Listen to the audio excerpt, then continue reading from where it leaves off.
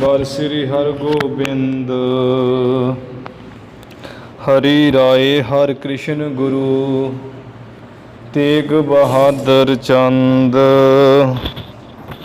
ਦਸਵੇਂ ਗੋਬਿੰਦ ਸਿੰਘ ਗੁਰੂ, ਨਮੋ ਚਰਨ ਅਰਬਿੰਦ। ਜਿਸ ਮਹਿ ਅੰਮ੍ਰਿਤ ਗਿਆਨ ਹੈ, ਮਾਨਕ ਭਗਤ ਵੈਰਾਗ। ਗੁਰੂ ਗ੍ਰੰਥ ਸਾਹਿਬ ਉਦਦ, ਬੰਦੋ ਕਰ ਅਨੁਰਾਗ। ਸ੍ਰੀ ਗੁਰ ਸ਼ਬਦ ਕਮਾਏ ਜਿਨ, ਜੀਤੇ ਪੰਚ ਬਿਕਾਰ। ਤਿਨ ਸੰਤਨ ਕੋ ਬੰਦਨਾ, ਸਿਰ ਚਰਨਨ ਪਰ ਧਾਰ। ਏਕ ਓੰਕਾਰਾ ਸਤਿਗੁਰੂ, ਤਿਹ ਪ੍ਰਸਾਦ ਸਚ ਹੋਏ। ਵਾਹਿਗੁਰੂ ਜੀ ਕੀ ਫਤਿਹ, ਵਿਘਨ ਵਿਨਾਸ਼ਨ ਸੋਏ। ਵਾਹਿਗੁਰੂ ਜੀ ਕੀ ਫਤਿਹ, ਵਿਘਨ ਵਿਨਾਸ਼ਨ ਸੋਏ। ਸਤਨਾਮ ਸ੍ਰੀ ਵਾਹਿਗੁਰੂ ਸਾਹਿਬ ਜੀ। ਦੋਹਰਾ ਸ੍ਰੀ ਗੁਰ ਚਰਨ ਸੋ ਛਤਰ ਸਿਰ, ਸਦਾ ਅਟਲ ਜਿਹ ਛਾਏ। ਆਤਪ ਯਮ ਕੀ ਯਾਤਨਾ, ਕਿਉ ਸਮੀਪ ਸੋ ਆਏ। ਸ੍ਰੀ ਗੁਰ ਚਰਨ ਸੋ ਛਤਰ ਸਿਰ। ਵਾਹਿਗੁਰੂ ਜੀ ਕਾ ਖਾਲਸਾ, ਵਾਹਿਗੁਰੂ ਜੀ ਕੀ ਫਤਿਹ। ਧੰਨ ਧੰਨ ਸ੍ਰੀ ਗੁਰੂ ਨਾਨਕ ਦੇਵ ਸਾਹਿਬ ਜੀ ਮਹਾਰਾਜ। ਕਲਗੀਧਰ ਪਿਤਾ ਪੰਥ ਦੇ ਵਾਲੀ, ਅੰਮ੍ਰਿਤ ਕੇ ਦਾਤੇ।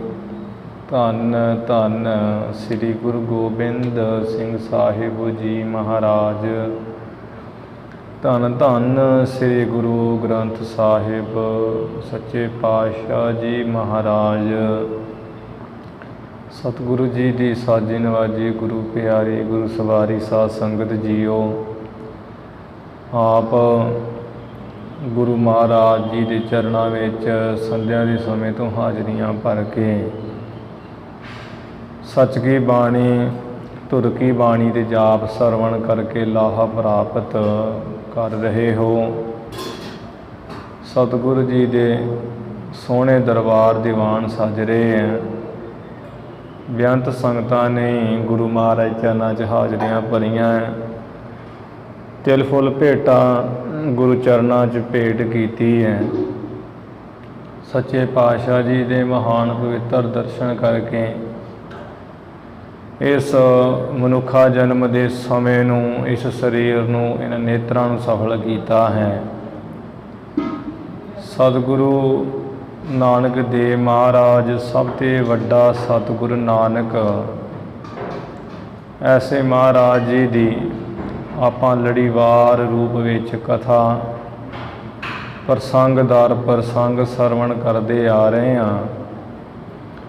ਜਿਵੇਂ ਬਿਸ਼ੰਬਰਪੁਰ ਪਟਨਾ ਸ਼ਹਿਰ ਵਿਖੇ ਗੁਰੂ ਨਾਨਕ ਸਾਹਿਬ ਜੀ ਗਏ, ਉੱਥੇ ਸਾਲਸਰਾਏ ਜੌਹਰੀ ਅਤੇ ਉਸ ਦੇ ਦਾਸ ਨੂੰ ਬ੍ਰਹਮ ਗਿਆਨ ਬਖਸ਼ਿਆ। ਹੋਰ ਵੀ ਸੰਗਤਾਂ ਨੂੰ ਨਿਹਾਲ ਕੀਤਾ। ਅਤੇ ਗੁਰੂ ਸਾਹਿਬ ਜੀ ਜਦੋਂ ਸਾਲਸਰਾਏ ਜੌਹਰੀ ਨੂੰ ਮਿਲੇ ਹੈ, ਇਸ ਨੇ ਮਹਾਰਾਜ ਦਾ ਭੇਖ ਲਿਬਾਸ ਪੁੱਛਿਆ ਹੈ, ਸੰਤ ਜੀ ਤੁਹਾਡਾ ਨਾਮ ਕੀ ਹੈ? ਮਹਾਰਾਜ ਜੀ ਨੇ ਦੱਸਿਆ ਵੀ ਸਾਡਾ ਨਾਨਕ ਨਾਮ, ਨਾਨਕ ਨਿਰੰਕਾਰੀ ਨਾਮ ਹੈ।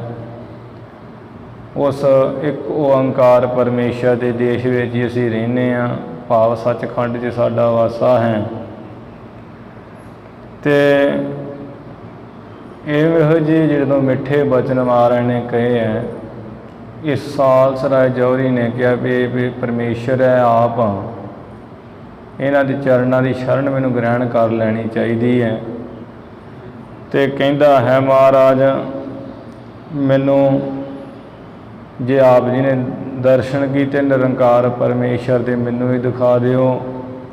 ਫਿਰ ਗੁਰੂ ਸਾਹਿਬ ਜੀ ਨੇ ਇਹਦੀ ਬੇਨਤੀ ਸੁਣ ਕੇ ਸ਼ਬਦ ਉਚਾਰਨ ਕੀਤਾ। ਮਾਰੂ ਮਹੱਲਾ ਪਹਿਲਾ।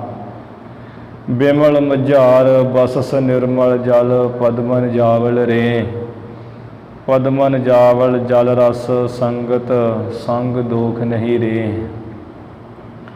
ਇਹ ਜਿਹੜਾ ਉਜਲ ਜਲ ਹੈ ਸਰੋਵਰ ਵਿੱਚ, ਉੱਥੇ ਕਵਲ ਫੁੱਲ ਵਸਦਾ ਹੈ। ਉੱਥੇ ਪਾਣੀ ਤੋਂ ਪੈਦਾ ਹੋਇਆ ਪਾਣੀ ਦੀ ਮੈਲ ਜਾਲਾ ਰਹਿੰਦਾ ਹੈ। ਤੇ ਜਿਹੜੇ ਕਵਲ ਫੁੱਲ ਹੈ ਉਹਨਾਂ ਨੂੰ ਜਾਲੇ ਦੀ, ਉਹਨਾਂ ਨੂੰ ਵੀ ਜਲ ਦੀ ਸੰਗਤ ਹੈ, ਜਾਲੇ ਨੂੰ ਵੀ ਜਲ ਦੀ ਸੰਗਤ ਹੈ। ਪਰ ਇੱਕ ਦੂਸਰੇ ਦਾ ਉਹ ਦੋਸ਼ ਨਹੀਂ ਹੈ। ਇੱਕ ਦੂਜੇ ਨੂੰ, ਕਵਲ ਫੁੱਲ ਨੂੰ ਜਾਲੇ ਦਾ ਕੋਈ ਦੋਸ਼ ਨਹੀਂ ਹੈ, ਉਹਦੇ ਗੁਣ ਨਹੀਂ ਗ੍ਰਹਿਣ ਕਰਦਾ ਹੈ। ਜਾਲੇ ਨਾਲ ਵਾਂਗ ਗੰਦਾ ਨਹੀਂ ਹੋ ਕੇ ਰਹਿੰਦਾ, ਕਮਲ ਨਿਰਲੇਪ ਹੀ ਰਹਿੰਦਾ ਉੱਚਾ ਉੱਠ ਕੇ। ਕਵਲ ਫੁੱਲ ਜਿਹੜਾ ਉਹ ਨਿਰਲੇਪ ਰਹਿੰਦਾ ਹੈ, ਜਾਲਾ ਜਿਹੜਾ ਹੈ ਉਹ ਕਵਲ ਫੁੱਲ ਦੇ ਗੁਣ ਨਹੀਂ ਧਾਰਨ ਕਰਦਾ ਤੇ ਮੈਲਾ ਹੀ ਰਹਿੰਦਾ ਹੈ। ਇਸੇ ਤਰ੍ਹਾਂ ਹੀ ਜੋ ਸਾਧ ਸੰਗਤ ਰੂਪੀ ਜਲ ਹੈ, ਨਾਮ ਰੂਪੀ ਜਲ ਦੇ ਉਜਲ ਸਰੋਵਰ ਵਿੱਚ ਪਦਮਨ ਜਿਹੜੇ ਸੰਤ ਮਹਾਂਪੁਰਸ਼ ਉਹ ਵਸਦੇ ਹੈ, ਮਹਾਤਮਾ ਜਨ। ਤੇ ਜਿਹੜੇ ਨਾਮ ਰੂਪੀ ਸਾਧ ਸੰਗਤ ਰੂਪੀ ਉਜਲ ਜਲ ਦੇ ਸਰੋਵਰ ਵਿੱਚ ਹੀ ਪਦਾਰਥਾਂ ਰੂਪੀ ਜਾਲਾ ਵੀ ਆ ਕੇ ਨਿਵਾਸ ਕਰਦਾ। ਬੇਅੰਤ ਪਦਾਰਥ ਹੁੰਦੇ ਹੈ, ਪਰ ਉਹ ਮਹਾਤਮਾ ਜਨ ਜਿਹੜੇ ਪਦਮਨ ਕਵਲ ਫੁੱਲ ਦੀ ਨਿਆਈ ਹੈ, ਉਹਨਾਂ ਨੂੰ ਵੀ ਸਾਧ ਸੰਗਤ ਰੂਪੀ ਜਲ ਦੀ ਜਿਹੜੀ ਹੈ ਸੰਗਤ ਹੈ, ਜਾਲੇ ਜਿਹੜਾ ਜਾਲੇ ਰੂਪ ਪਦਾਰਥ ਹੈ ਤਰ੍ਹਾਂ ਤਰ੍ਹਾਂ ਦੇ, ਉਹਨਾਂ ਨੂੰ ਵੀ ਸਾਧ ਸੰਗਤ ਰੂਪੀ ਜਲ ਵਿੱਚ ਨਿਵਾਸ ਉਹਦੇ ਆਸਰੇ ਰਹਿੰਦੇ ਹੈ। ਪਰ ਮਹਾਤਮਾ ਜਨਾਂ ਵਿੱਚ ਮਹਾਨ ਗੁਣ ਹੈ ਵੀ ਉਹ ਪਦਾਰਥਾਂ ਨੂੰ ਗ੍ਰਹਿਣ ਨਹੀਂ ਕਰਦੇ, ਮੋਹ ਨਹੀਂ ਕਰਦੇ। ਡੱਡੂ ਹਮੇਸ਼ਾ ਹੀ ਜਲ ਦੇ ਵਿੱਚ ਰਹਿੰਦਾ ਹੈ, ਸਰੋਵਰਾਂ 'ਚ, ਨਦੀਆਂ 'ਚ। ਪਰ ਉਹ ਜਿਹੜਾ ਹੈ ਕਵਲ ਫੁੱਲ ਦੇ ਗੁਣਾਂ ਨੂੰ, ਮਹਿਕ ਸੁਗੰਧੀ ਨੂੰ ਨਹੀਂ ਜਾਣਦਾ, ਗੁਣ ਨਹੀਂ ਧਾਰਨ ਕਰਦਾ, ਸਗੋਂ ਜਾਲਾ ਹੀ ਖਾਂਦਾ ਰਹਿੰਦਾ ਹੈ। ਜਿਹੜੇ ਦਾਦਰ ਤੂੰ ਕਬਹਿ ਨਾ ਜਾਣ ਸਰੇ, ਭੁਖ ਸਿਬਾਲ ਬਸਸ ਨਿਰਮਲ ਜਲ, ਅੰਮ੍ਰਿਤ ਨਾ ਲਖ ਸਰੇ। ਅੰਮ੍ਰਿਤ ਰੂਪ ਜਿਹੜੀ ਕਵਲ ਫੁੱਲ ਵਿੱਚ ਸੁਗੰਧੀ ਹੈ ਉਹਨੂੰ ਤੇ ਜਾਣਦਾ ਹੀ ਨਹੀਂ ਹੈ। ਇਸੇ ਤਰ੍ਹਾਂ ਡੱਡੂਆਂ ਦੀ ਨਿਆਈ ਮਨਮੁਖ ਜਿਹੜੇ ਕੁਸੰਗੀ ਲੋਕ ਹੈ, ਉਹ ਮਹਾਤਮਾ ਜਨਾਂ ਵਿੱਚ ਜਿਹੜੀ ਭਾਵ ਭਗਤੀ ਦੀ ਮਹਿਕ ਹੈ, ਸ਼ੁਭ ਗੁਣ ਹੈ ਜਿਹੜੇ, ਉਹਨਾਂ ਦੀ ਤੇ ਉਹ ਸਾਰ ਕੀਮਤ ਨਹੀਂ ਜਾਣਦੇ, ਸ੍ਰੇਸ਼ਟ ਵਿਚਾਰ ਨੂੰ ਜਾਣਦੇ ਨਹੀਂ ਹੈ। ਡੱਡੂਆਂ ਦੀ ਨਿਆਈ ਮਨਮੁਖ ਤੇ ਕੀ ਕਰਦੇ ਹੈ, ਸਗੋਂ ਪਦਾਰਥ ਜਿਹੜੇ ਸਾਧ ਸੰਗਤ ਰੂਪੀ ਉਜਲ ਸਰੋਵਰ ਜਲ ਵਿੱਚ ਜਿਹੜੇ ਜਾਲੇ ਦੀ ਨਿਆਈ ਪਦਾਰਥ ਤਰ੍ਹਾਂ ਤਰ੍ਹਾਂ ਦੇ, ਤੇ ਇਹਨਾਂ ਨੂੰ ਚਖਣਾ ਕਰਦੇ ਹੈ, ਇਹ ਖਾਈ ਜਾਂਦੇ ਆ ਉਹ ਮਨਮੁਖ ਡੱਡੂ। ਅੰਮ੍ਰਿਤ ਜੋ ਬ੍ਰਹਮਾਨੰਦ ਹੈ ਮਹਾਤਮ ਜਨਾਂ ਦੇ ਵਿੱਚ ਸ਼ੁਭ ਗੁਣ ਹੈ, ਉਹਨਾਂ ਦੀ ਮਹਿਕ ਨਹੀਂ, ਭਾਵ ਭਗਤੀ ਦੀ ਮਹਿਕ ਨਹੀਂ ਲੈਣਾ ਜਾਣਦੇ, ਸਮਝਦੇ ਨਹੀਂ ਹੈ। ਬਸ ਪਦਾਰਥ ਜੋੜਨੇ, ਪ੍ਰਾਪਤ ਕਰਨੀ ਹੀ ਉਹਨਾਂ ਦੀ ਇੱਛਾ ਹੈ। ਇਹ ਗੁਰੂ ਸਾਹਿਬ ਜੀ ਨੇ ਸੰਪੂਰਨ ਸ਼ਬਦ ਜਿਹੜਾ ਸਾਲਸਰਾਏ ਜੌਹਰੀ ਸੁਣਾਇਆ। ਸਾਲਸਰਾਏ ਜੌਹਰੀ ਨੂੰ ਤੇ ਹਜੇ ਘੱਟ ਅਸਰ ਹੋਇਆ ਹੈ।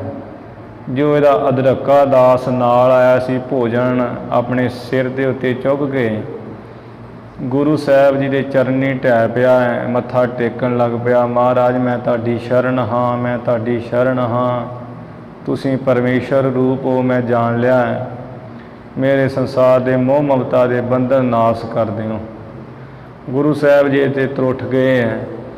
ਉਹਦੇ ਵੱਲ ਵੇਖ ਕੇ ਸਾਲਸਰਾਏ ਜੌਹਰੀ ਨੂੰ ਵੀ ਬੜਾ ਅਸਰ ਹੋਇਆ ਹੈ। ਸਾਲਸਰਾਏ ਜੌਹਰੀ ਕਹਿੰਦਾ ਮਹਾਰਾਜ ਮੈਨੂੰ ਵੀ ਉਪਦੇਸ਼ ਬਖਸ਼ੋ, ਮੇਰੀ ਵੀ ਕਲਿਆਣ ਕਰੋ। ਗੁਰੂ ਸਾਹਿਬ ਜੀ ਨੇ ਤਰ੍ਹਾਂ ਤਰ੍ਹਾਂ ਦੇ ਸ਼ਬਦ ਉਚਾਰਨ ਕੀਤੇ, ਫਿਰ ਉਹ ਸ਼ਬਦਾਂ ਦੇ ਰਾਹੀਂ ਨੂੰ ਸਿੱਖਿਆ ਦਿੱਤੀ। ਫਿਰ ਇਹ ਵੀ ਨਿਹਾਲ ਹੋ ਗਿਆ ਗੁਰੂ ਸਾਹਿਬ ਜੀ ਦੇ ਚਰਨੀ ਪੈ ਗਿਆ। ਮਹਾਰਾਜ ਕਹਿਣ ਲੱਗੇ ਵੀ ਸਾਡੇ ਚਰਨੀ ਨਾ ਪੈ, ਜਿਹੜਾ ਤੇਰਾ ਦਾਸ ਨੌਕਰ ਅਦਰਕਾ ਤੇਰੇ ਨਾਲ ਆਇਆ ਹੈ ਤੂੰ ਇਹਦੇ ਚਰਨੀ ਪੈ ਜਾ, ਕਿਉਂਕਿ ਇਹ ਜ਼ਿਆਦਾ ਮਹਾਨ ਗਿਆਨ ਵਾਲਾ ਪਹਿਲਾਂ ਸਮਝ ਗਿਆ ਹੈ, ਇਹਨੇ ਪਹਿਲਾਂ ਚਰਨ ਸ਼ਰਨ ਫੜੀ ਹੈ ਸਾਡੀ, ਤੇ ਤੂੰ ਇਹਦੇ ਚਰਨੀ ਪੈ ਜਾ। ਕਹਿੰਦਾ ਮਹਾਰਾਜ ਇਹ ਤੇ ਮਹਾਨ ਹੈ ਮੇਰਾ ਦਾਸ, ਇਹਦੀ ਬੁੱਧੀ ਬੜੀ ਸਿਆਣੀ ਹੈ। ਫਿਰ ਮੱਥਾ ਟੇਕਿਆ ਤੇ ਨਿਮਰਤਾ ਇੰਨੀ ਆ ਗਈ ਹੈ, ਕਹਿੰਦਾ ਵੀ ਗੁਰੂ ਸਾਹਿਬ ਜੀ ਤੇ ਮਨੁੱਖ ਹੈ ਮੇਰਾ ਦਾਸ, ਜੇ ਕਿਤੇ ਮੈਨੂੰ ਆਪ ਕਿਸੇ ਕੁੱਤੇ ਦੇ ਚਰਨੀ ਵੀ ਪਾਓ ਤੇ ਮੈਂ ਤਾਂ ਵੀ ਪੈ ਜਾ। ਜਿਸ ਕੁੱਤੇ ਨੂੰ ਵੀ ਆਪ ਵਡਿਆਈ ਦੇ ਦਿਓ ਉਹ ਵੀ ਮਹਾਨ ਹੈ, ਮੈਂ ਤਾਂ ਉਹਦੇ ਚਰਨੀ ਪੈਣ ਤੋਂ ਵੀ ਕਦੀ ਬਚਨ ਨਾ ਤੁਹਾਡਾ ਮੋੜਾਂ। ਇਹਦੇ ਬਚਨ ਸੁਣ ਕੇ ਗੁਰੂ ਜੀ ਬੜੇ ਪ੍ਰਸੰਨ ਹੋਏ। ਫਿਰ ਗੁਰਮੁਖ ਪਦਵੀ ਬਖਸ਼ ਦਿੱਤੀ, ਗੁਰਮਤਿ ਦੇ ਪ੍ਰਚਾਰ ਕਰਨ ਵਾਸਤੇ ਉਹ ਮੰਜੀ ਬਖਸ਼ ਦਿੱਤੀ, ਗੱਦੀ ਦੇ ਦਿੱਤੀ ਵੀ ਤੂੰ ਗੁਰਮਤਿ ਦਾ ਪ੍ਰਚਾਰ ਕਰਨਾ ਹੈ। ਫਿਰ ਆਪਣੇ ਸਰੀਰ ਛੱਡਣ ਤੋਂ ਬਾਅਦ ਆਪਣੀ ਸੰਤਾਨ ਨੂੰ ਇਹ ਗੱਦੀ ਨਹੀਂ ਦੇਣੀ ਹੈ ਵੀ ਮੋਹ 'ਚ ਫਸ ਕੇ ਦੇ ਦੇਣੀ ਵੀ ਅੱਗੇ ਦੇ ਅੱਗੇ ਚੱਲਦੀ ਜਾਵੇ ਅੰਸ ਬੰਸ। ਇਹ ਜਿਹੜਾ ਤੇਰਾ ਅਦਰਕਾ ਦਾਸ ਹੈ ਇਹਨੂੰ ਦੇਣੀ ਹੈ ਗੱਦੀ, ਕਿਉਂਕਿ ਮਹਾਨ ਹੈ, ਇਹਨੇ ਚਰਨ ਸ਼ਰਨ ਪਹਿਲਾਂ ਫੜੀ ਹੈ, ਇਹਦੇ 'ਤੇ ਅਸਰ ਵੀ ਕੀਤਾ ਸਾਡੇ ਬਚਨਾਂ ਦਾ। ਪਹਿਲਾਂ ਸਿਮਰਨ ਵਾਲਾ ਵੀ ਹੈ, ਸੰਤਾਂ ਵਾਲਾ ਹਿਰਦਾ ਹੈ, ਈਰਖਾ ਕੋਈ ਹੈ ਨਹੀਂ ਹੈ। ਇਹਨੂੰ ਤੂੰ ਗੁਰਮਤਿ ਦੇ ਪ੍ਰਚਾਰ ਦੀ ਪਦਵੀ ਬਖਸ਼ਣੀ ਹੈ। ਉਂਝ ਵੀ ਤੇਰੀ 7 ਮਹੀਨੇ 2 ਸਾਲ ਹੀ ਉਮਰ ਬਾਕੀ ਹੈ, ਜਿਹਦੇ ਕਰਕੇ ਅਸਾਂ ਨੇ ਤੇਰਾ ਮਾਣ ਸਤਿਕਾਰ ਰੱਖਿਆ ਵੀ ਸੰਸਾਰਕ ਮਰਿਆਦਾ ਅਨੁਸਾਰ ਇਹ ਅਦਰਕਾ ਦਾਸ ਤੇਰਾ ਨੌਕਰ ਸੀ ਤੇ ਤੂੰ ਉਹਦਾ ਮਾਲਕ ਹੈ, ਤੇਰਾ ਸਤਿਕਾਰ ਕਰਕੇ ਤੈਨੂੰ ਗੱਦੀ ਬਖਸ਼ੀ ਆ, ਆਪਣੇ ਤੋਂ ਬਾਅਦ ਇਹਨੂੰ ਦੇਣੀ ਹੈ। ਫਿਰ ਇਹ ਬੜਾ ਖੁਸ਼ ਹੋਇਆ ਸੀ। ਗੁਰੂ ਜੀ ਨੇ ਨਿਹਾਲ ਕੀਤਾ, ਬੇਨਤੀਆਂ ਕਰਕੇ ਆਪਣੇ ਪਾਸ ਰੱਖਿਆ ਕੁਝ ਮਹੀਨਿਆਂ ਤੱਕ। ਹੁਣ ਜੋ ਫਿਰ ਇਹ ਅਦਰਕਾ ਦਾਸ ਜਿਹਨੂੰ ਗੁਰੂ ਸਾਹਿਬ ਜੀ ਨੇ ਬੜੀ ਕਿਰਪਾ ਕੀਤੀ ਹੈ, ਘਣਸ਼ਿਆਮ ਗੁਲਾਬ ਰਾਏ ਜੋ ਹੋਇਆ ਹੈ, ਇਹਦੀ ਅੰਸ਼ ਬੰਸ ਅੱਗੋਂ ਸੰਤਾਨ ਵਿੱਚੋਂ ਉਹ ਗੁਰੂ ਗੋਬਿੰਦ ਸਿੰਘ ਮਹਾਰਾਜ ਦੀ ਸ਼ਰਨ ਵਿੱਚ ਫਿਰ ਅਨੰਦਪੁਰ ਸੰਗਤ ਲੈ ਕੇ ਆਉਂਦੇ ਸੀ ਮਸੰਦਾਂ ਦੇ ਰਾਹੀਂ, ਅਤੇ ਅੱਗੇ ਗਾਂ ਉਹਨਾਂ ਦੇ ਪਰਿਵਾਰਾਂ ਨੇ ਅੰਮ੍ਰਿਤ ਛਕ ਕੇ ਸੰਤਾਨ ਨੇ ਸ੍ਰੀ ਹਰਿਮੰਦਰ ਸਾਹਿਬ ਜੋ ਪਟਨਾ ਸਾਹਿਬ ਹੈ, ਅਤੇ ਉੱਥੇ ਗ੍ਰੰਥੀ ਵੀ ਬਣੇ ਹੈ। ਅੱਗੇ ਤੋਂ ਅੱਗੇ ਜੋ ਸਾਲਸਰਾਏ ਜੌਹਰੀ ਸੀ ਇਹਦੀ ਅੱਗੋਂ ਔਲਾਦ ਵਿੱਚੋਂ ਇਹ ਫਤਿਹ ਚੰਦ ਮੈਣੀ ਹੋਇਆ, ਜਿੱਥੇ ਗੁਰੂ ਗੋਬਿੰਦ ਸਿੰਘ ਮਹਾਰਾਜ ਬਚਪਨ ਵਿੱਚ ਕੌਤਕ ਕਰਦੇ, ਚੋਜ ਕਰਦੇ, ਖੇਡਦੇ ਰਹਿੰਦੇ ਸੀ ਉਹਨਾਂ ਘਰ ਜਾ ਕੇ, ਅਤੇ ਜਿਹੜੇ ਤਲੇ ਹੋਏ ਛੋਲੇ ਆ ਉਹਨਾਂ ਨੂੰ ਛਕਦੇ, ਦੁੱਧ ਦੀ ਨਿਆਈ। ਅੱਜ ਵੀ ਉੱਥੇ ਮੈਣੀ ਦੀ ਸੰਗਤ ਵਿੱਚ ਗੁਰੂ ਮਹਾਰਾਜ ਨੂੰ ਭੋਗ ਲਾਇਆ ਜਾਂਦਾ ਹੈ। ਇਹ ਗੁਰੂ ਸਾਹਿਬ ਨੇ ਕਿਰਪਾ ਕੀਤੀ ਸੀ, ਕਿਉਂਕਿ ਗੁਰੂ ਨਾਨਕ ਦੇਵ ਮਹਾਰਾਜ ਜੀ ਜਿੱਥੇ ਪਟਨਾ ਸਾਹਿਬ ਸਥਾਨ ਹੈ ਉੱਥੇ ਗੁਰੂ ਨਾਨਕ ਸਾਹਿਬ ਜੀ ਗਏ ਸੀ, ਅਤੇ ਉੱਥੇ ਬਚਨ ਕੀਤਾ ਸੀ ਸਾਲਸਰਾਏ ਜੌਹਰੀ ਨੂੰ। ਇਹ ਕਹਿੰਦਾ ਮਹਾਰਾਜ ਫਿਰ ਕਿਤੇ ਤੁਹਾਡਾ ਦਰਸ਼ਨ ਹੋਊਗਾ ਕਿ ਨਹੀਂ ਹੋਊਗਾ। ਮਹਾਰਾਜ ਕਹਿੰਦੇ ਵੀ ਗੁਰਮੁਖਾਂ ਨੂੰ ਤਾਂ ਸਦਾ ਹੀ ਦਰਸ਼ਨ ਹੈ, ਇੱਥੇ ਪਟਨੇ ਦੀ ਧਰਤੀ ਦੇ ਸਤਿਪੁਰਖ ਪ੍ਰਗਟ ਹੋਵੇਗਾ ਥੋੜ੍ਹੇ ਸਮੇਂ ਬਾਅਦ। ਆਪਣੇ ਵੱਲ ਹੀ ਇਸ਼ਾਰਾ ਕਰ ਦਿੱਤਾ ਬਚਨਾਂ ਵਿੱਚ ਵੀ ਅਸੀਂ ਆਉਣਾ 10ਵੇਂ ਰੂਪ ਵਿੱਚ। ਫਿਰ ਗੁਰੂ ਗੋਬਿੰਦ ਸਿੰਘ ਮਹਾਰਾਜ ਜੀ ਇੱਥੇ ਪ੍ਰਗਟ ਹੋਏ, ਪਟਨਾ ਸ਼ਹਿਰ ਵਿਖੇ ਭਵ ਲਿਓ ਤਹੀ ਪ੍ਰਕਾਸ਼ ਹਮਾਰਾ ਭਇਓ। ਉੱਥੇ ਬੜਾ ਸੋਹਣਾ ਸਥਾਨ ਬਣਿਆ ਜਿੱਥੇ ਗੁਰੂ ਨਾਨਕ ਸਾਹਿਬ ਗਏ ਅਤੇ ਗੁਰੂ ਗੋਬਿੰਦ ਸਿੰਘ ਜੀ ਵੀ ਪ੍ਰਗਟੇ। ਇਹ ਆਪਾਂ ਪ੍ਰਸੰਗ ਵਿਸਥਾਰ ਨਾਲ ਸਰਵਣ ਕਰ ਹੀ ਲਿਆ ਹੈ। ਅੱਗੇ ਜਿਵੇਂ ਕਥਾ ਵਿਚਾਰ ਆ ਰਹੀ ਆਪਾਂ ਸਰਵਣ ਕਰੀਏ। ਮਹਾਰਾਜ ਜੀ ਦੇ ਚਰਨਾਂ 'ਚ ਲਵਾਓ ਹਾਜ਼ਰੀਆਂ, ਉਚਾਰਨ ਕਰੋ ਜੀ ਸਤਨਾਮ ਸ੍ਰੀ ਵਾਹਿਗੁਰੂ ਸਾਹਿਬ ਜੀ। ਸਤਨਾਮ ਸ੍ਰੀ ਵਾਹਿਗੁਰੂ ਸਾਹਿਬ ਜੀ। ਸਤਨਾਮ ਸ੍ਰੀ ਵਾਹਿਗੁਰੂ ਸਾਹਿਬ ਜੀ। ਦੋਹਰਾ ਸ੍ਰੀ ਗੁਰ ਚਰਨ ਸੋ ਛਤਰ ਸਿਰ।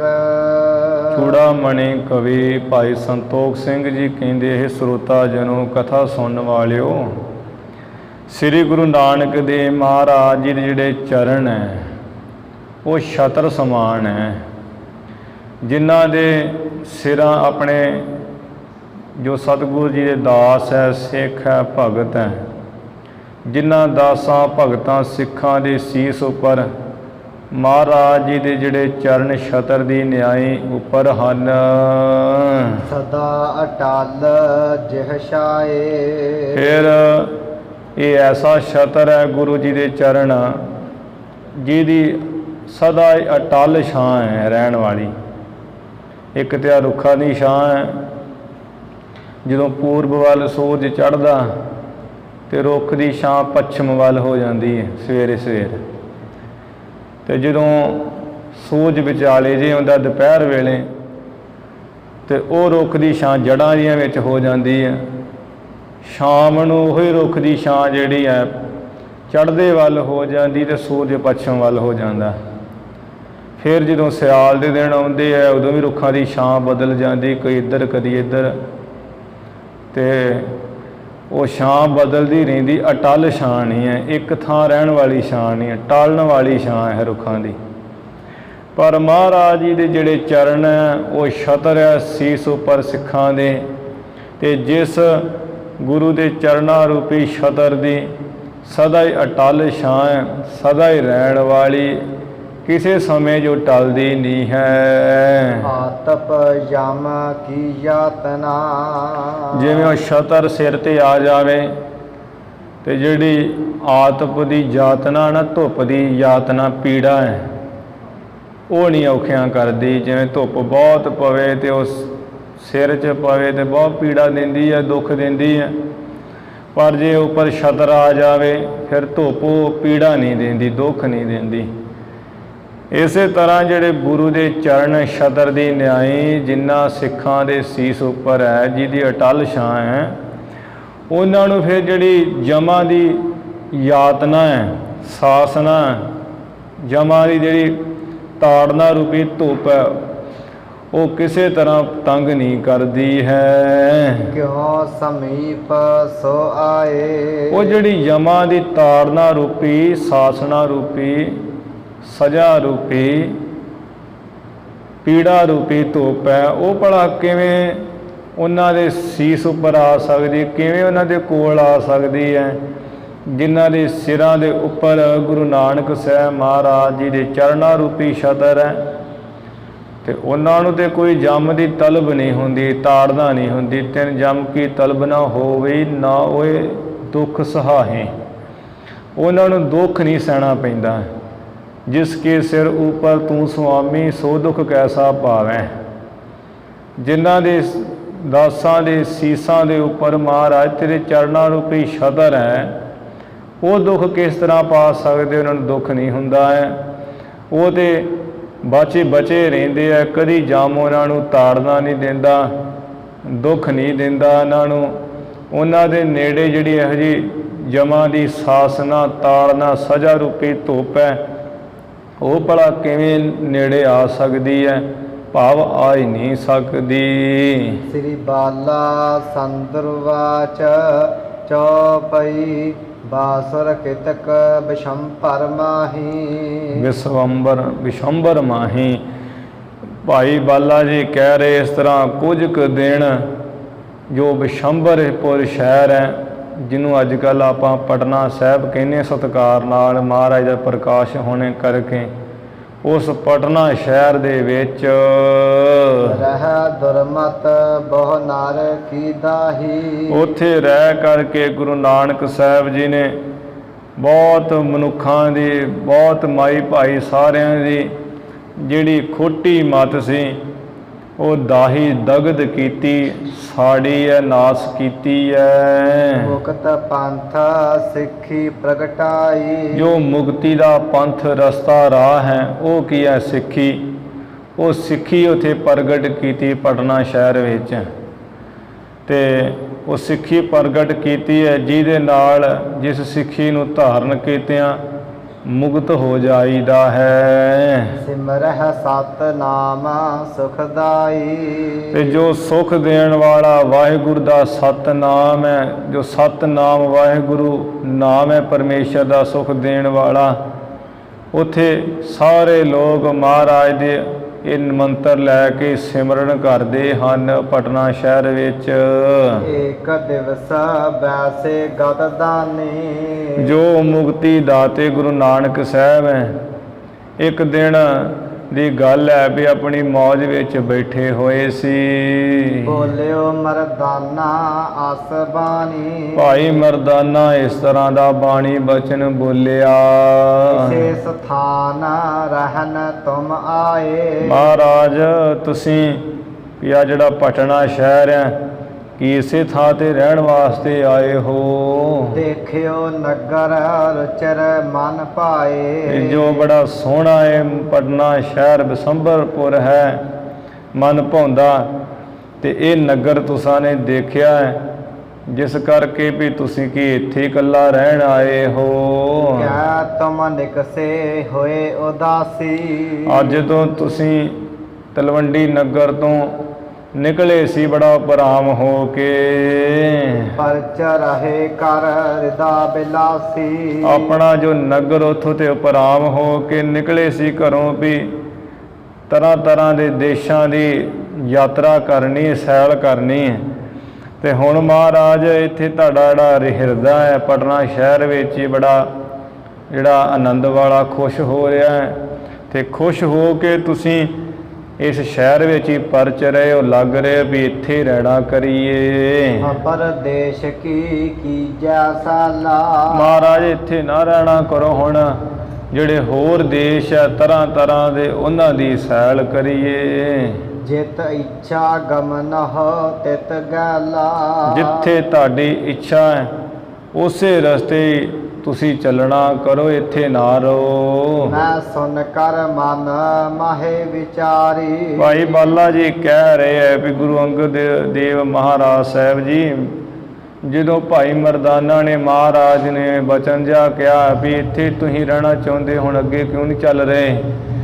ਤੇ ਮੈਂ ਸੁਣ ਕੇ ਮਨ ਵਿੱਚ ਇਸ ਤਰ੍ਹਾਂ ਦਾ ਵਿਚਾਰਿਆ, ਸੋਚਿਆ ਡੂਮ ਬਾਨਾ ਇਨ ਨਾਹੇ ਵਿਸਾਰੀ। ਵੇਖ ਲੋ ਇਹ ਮਰਦਾਨਾ ਡੂਮ ਮਰਾਸੀ ਹੈ ਨਾ, ਇਹ ਮਰਾਸੀ ਹੋਣ ਕਰਕੇ ਜਿਹੜੀ ਉਹ ਬਾਣ ਆਦਤ ਵੀ ਐਵੇਂ ਬੋਲੀ ਜਾਣਾ ਉਹ ਇਹਨੇ ਭਲਾਈ ਨਹੀਂ ਹੈ। ਵੀ ਗੁਰੂ ਸਾਹਿਬ ਨੂੰ ਦੱਸ ਰਿਹਾ ਵੀ ਇੱਥੇ ਨਹੀਂ ਰਹਿਣਾ ਚਾਹੀਦਾ, ਹੁਣ ਅੱਗੇ ਤੁਰਨਾ ਚਾਹੀਦਾ ਹੈ। ਏਤੀ ਮਹਿਮਾ ਨਾਨ ਨਿਹਾਰੀ। ਵੇਖ ਲੋ ਇੰਨੀ ਮਹਾਰਾਜ ਦੀ ਮਹਿਮਾ ਅੱਖਾਂ ਨਾਲ ਦੇਖੀ ਹੈ ਵੀ 2 ਵਾਰੇ ਭੇਡੂ ਬਣਿਆ ਤੇ ਇਹਨੂੰ ਛਡਾਇਆ ਹੈ। ਨੂਰ ਸ਼ਾਹ ਨੂੰ ਗੁਰਮੁਖ ਪਦਵੀ ਦਿੱਤੀ ਹੈ, ਢਾਕੇ ਸ਼ਹਿਰ ਦੇ ਵਿੱਚ ਗੁਰਮੁਖ ਪਦਵੀ ਦਿੱਤੀ ਹੈ। ਕੌਡੇ ਰਾਖਸ਼ ਨੂੰ ਤਾਰਿਆ ਮਹਾਰਾਜ ਨੇ, ਇੱਥੇ ਸਾਲਸਰਾਏ ਜੌਹਰੀ ਨੂੰ ਉਤਾਰ ਦਿੱਤਾ ਹੈ। ਹੋਰ ਉਹਦੇ ਦਾਸ ਨੂੰ, ਹੋਰ ਵੀ ਕਈ ਮਾਈ ਭਾਈ ਨੂੰ ਕਿੰਨਾਂ ਨੂੰ ਤਾਰਿਆ। ਇਹਦਾ ਪੇਟ ਦਾ ਸੋਲ ਜਿਹੜਾ ਦੂਰ ਕੀਤਾ ਸੀ ਜਦੋਂ ਇਹਨੇ ਖਖੜੀਆਂ ਖਾ ਲਈਆਂ ਸਨ।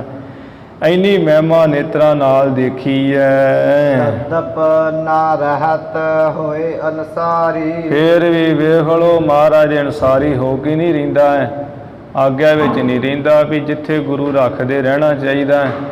ਐਵੇਂ ਬੋਲ ਬਾਲ ਕੇ ਆਪਣਾ ਹੀ ਆਪ ਦਿਖਾਉਂਦਾ, ਆਪਣੀ ਆਦਤ ਹੀ ਪ੍ਰਗਟ ਕਰਦਾ ਹੈ। ਸ੍ਰੀ ਗੁਰ ਭਨਾ ਚਲਹੁ ਮਰਦਾਨਾ।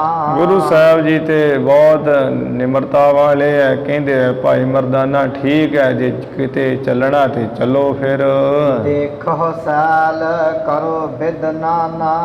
ਆ ਨਾਨਾ ਤਰ੍ਹਾਂ ਦੇ ਜਿਹੜੇ ਦੇਸ਼ ਹੈ ਉਹਨਾਂ ਦੀ ਸੈਲ ਕਰੋ ਤੇ ਉਹ ਵੱਖੋ ਵੱਖਰੇ ਇਲਾਕੇ ਦੇਖੋ।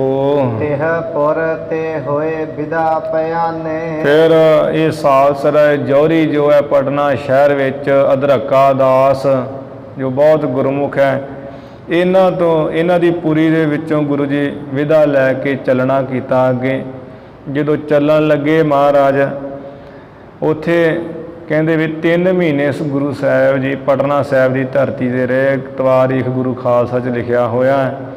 3 ਮਹੀਨੇ ਮਹਾਰਾਜ ਰਹਿ ਕੇ ਤੇ ਫਿਰ ਵਿਦਾਇਗੀ ਲੈ ਕੇ ਚੱਲਣਾ ਕੀਤਾ ਹੈ। ਭਗਤ ਜਗਤ ਮਹਿ ਜਿਨ ਪ੍ਰਗਟਾਨੇ। ਜੋ ਗੁਰੂ ਮਹਾਰਾਜ ਇਸ ਸੰਸਾਰ ਦੇ ਵਿੱਚ ਜੋ ਪਰਮੇਸ਼ਰ ਦੀ ਪ੍ਰੇਮਾ ਭਗਤੀ ਹੈ ਉਸ ਨੂੰ ਪ੍ਰਗਟ ਕਰਨ ਵਾਸਤੇ ਚੱਲੇ ਹਨ। ਗਮਨੇ ਮਾਰਗ ਮਹਿ ਗਤ ਦਾਈ, ਮੁਕਤੀ ਦਾਤੇ ਮਹਾਰਾਜ ਰਸਤੇ ਵਿੱਚ ਚੱਲਦੇ ਜਾ ਰਹੇ ਹਨ। ਕਿਤਕ ਕੋਸ ਪਰ ਪਹੁੰਚੇ ਜਾਈ, ਜਦੋਂ ਗੁਰੂ ਨਾਨਕ ਸਾਹਿਬ ਜੀ ਕੁਝ ਕੁ ਕੋਹਾਂ ਉੱਪਰ ਜਾ ਪਹੁੰਚੇ ਐ ਆਗੇ ਸਾਗਰ ਕੋ ਤਟ ਦੇਖਾ, ਤੇ ਅਗਲੇ ਪਾਸੇ ਜੋ ਸਮੁੰਦਰ ਦਾ ਤਟ ਕਹੀਏ ਕੰਢਾ ਕਿਨਾਰਾ ਉਹ ਦੇਖਿਆ ਹੈ। ਲੱਗਿਓ ਜਾਹੇ ਸੋ ਮਾਛ ਬਸੇਖਾ, ਜਿਸ ਕਿਨਾਰੇ ਦੇ ਨਾਲ ਬਹੁਤ ਤਗੜਾ ਜਿਹੜਾ ਮੱਛ ਹੈ ਉਹ ਲੱਗਾ ਹੋਇਆ ਸੀ। 35 ਕੋਸ ਹੁਤੋ ਵਿਸਤਾਰਾ, ਇੱਥੇ ਡਾਕਟਰ ਵੀਰ ਸਿੰਘ ਨੇ ਥੱਲੇ ਟੂਕ ਵਿੱਚ ਇਸ਼ਾਰਾ ਦਿੱਤਾ ਵੀ ਇਹ ਹਿੰਦਾਲੀਆਂ ਨੇ ਜਦੋਂ ਸਾਖੀ ਵਿਗਾੜੀ ਹੈ ਉਦੋਂ ਇਹ ਕੁਝ ਲਿਖ ਲੁਖ ਦਿੱਤਾ ਹੈ। ਪੁਰਾਤਨ ਜਨਮ ਸਾਖੀ ਵਿੱਚ ਇਵੇਂ ਨਹੀਂ ਹੁੰਦਾ ਹੈ, ਪਰ ਇਹ ਜੇ ਅਸਲ ਰੂਪ ਵਿੱਚ ਵੀ ਮੰਨਿਆ ਜਾਵੇ ਤਾਂ ਤਾਂ ਵੀ ਸੱਚ ਹੀ ਹੈ, ਕਿਉਂਕਿ ਬਚਨਾਂ ਨਾਲ ਕਮਾਈ ਵਾਲਿਆਂ ਦੇ ਬਚਨਾਂ ਨਾਲ ਕੁਝ ਵੀ ਹੋ ਜਾਂਦਾ ਹੈ। ਤੇ ਗੁਰੂ ਮਹਾਰਾਜ ਨੇ ਹੁਣ ਆਧਾਰ ਕਰਨਾ ਹੈ, ਕੋਈ ਕਿੱਡਾ ਵੀ ਰਾਖਸ਼ ਆ ਜੇ ਮਹਾਰਾਜ ਤੇ ਆਧਾਰ ਕਰਨ ਵਾਸਤੇ ਤੇ ਸਾਰੇ ਪਾਸੇ ਜਿਹੜੇ ਯਾਤਰਾ ਕੀਤੀ ਹੈ, ਉਦਾਸੀਆਂ ਕੀਤੀਆਂ। ਤੇ ਉਸੇ ਤਰ੍ਹਾਂ ਹੁਣ ਇਹ ਜਿਹੜਾ ਮੱਛ ਹੈ ਇਹਦਾ ਵੀ ਉਧਾਰ ਕਰਨਾ ਸੀ।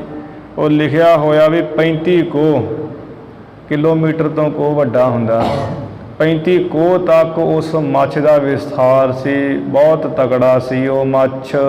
ਪੀਠ ਤਾਹੇ ਕੀ ਚੜੇ ਉਦਾਰਾ, ਸਖੀ ਦਾਤੇ ਸ੍ਰੇਸ਼ਟ ਗੁਰੂ ਮਹਾਰਾਜ ਉਸ ਮੱਛ ਦੀ ਪਿੱਠ ਉੱਪਰ ਜਾ ਚੜੇ ਐ। ਚੜ ਕਰ ਬੋਲੇ ਦੀਨ ਦਿਆਲਾ, ਚੜ ਕਰਕੇ ਉਸ ਮੱਛ ਦੇ ਉੱਪਰ ਦੀਨਤਾ ਗਰੀਬਾਂ ਤੇ ਦਿਆਲਤਾ ਕਰਨ ਵਾਲੇ ਮਹਾਰਾਜ ਬਚਨ ਬੋਲੇ ਐ। ਸੁਨਹੁ ਬੈਨ ਮਰਦਾਨਾ ਬਾਲਾ, ਐ ਵੀ ਭਾਈ ਮਰਦਾਨਾ ਬਾਲਾ ਸਾਡਾ ਜਿਹੜਾ ਬਚਨ ਸੁਣੋ।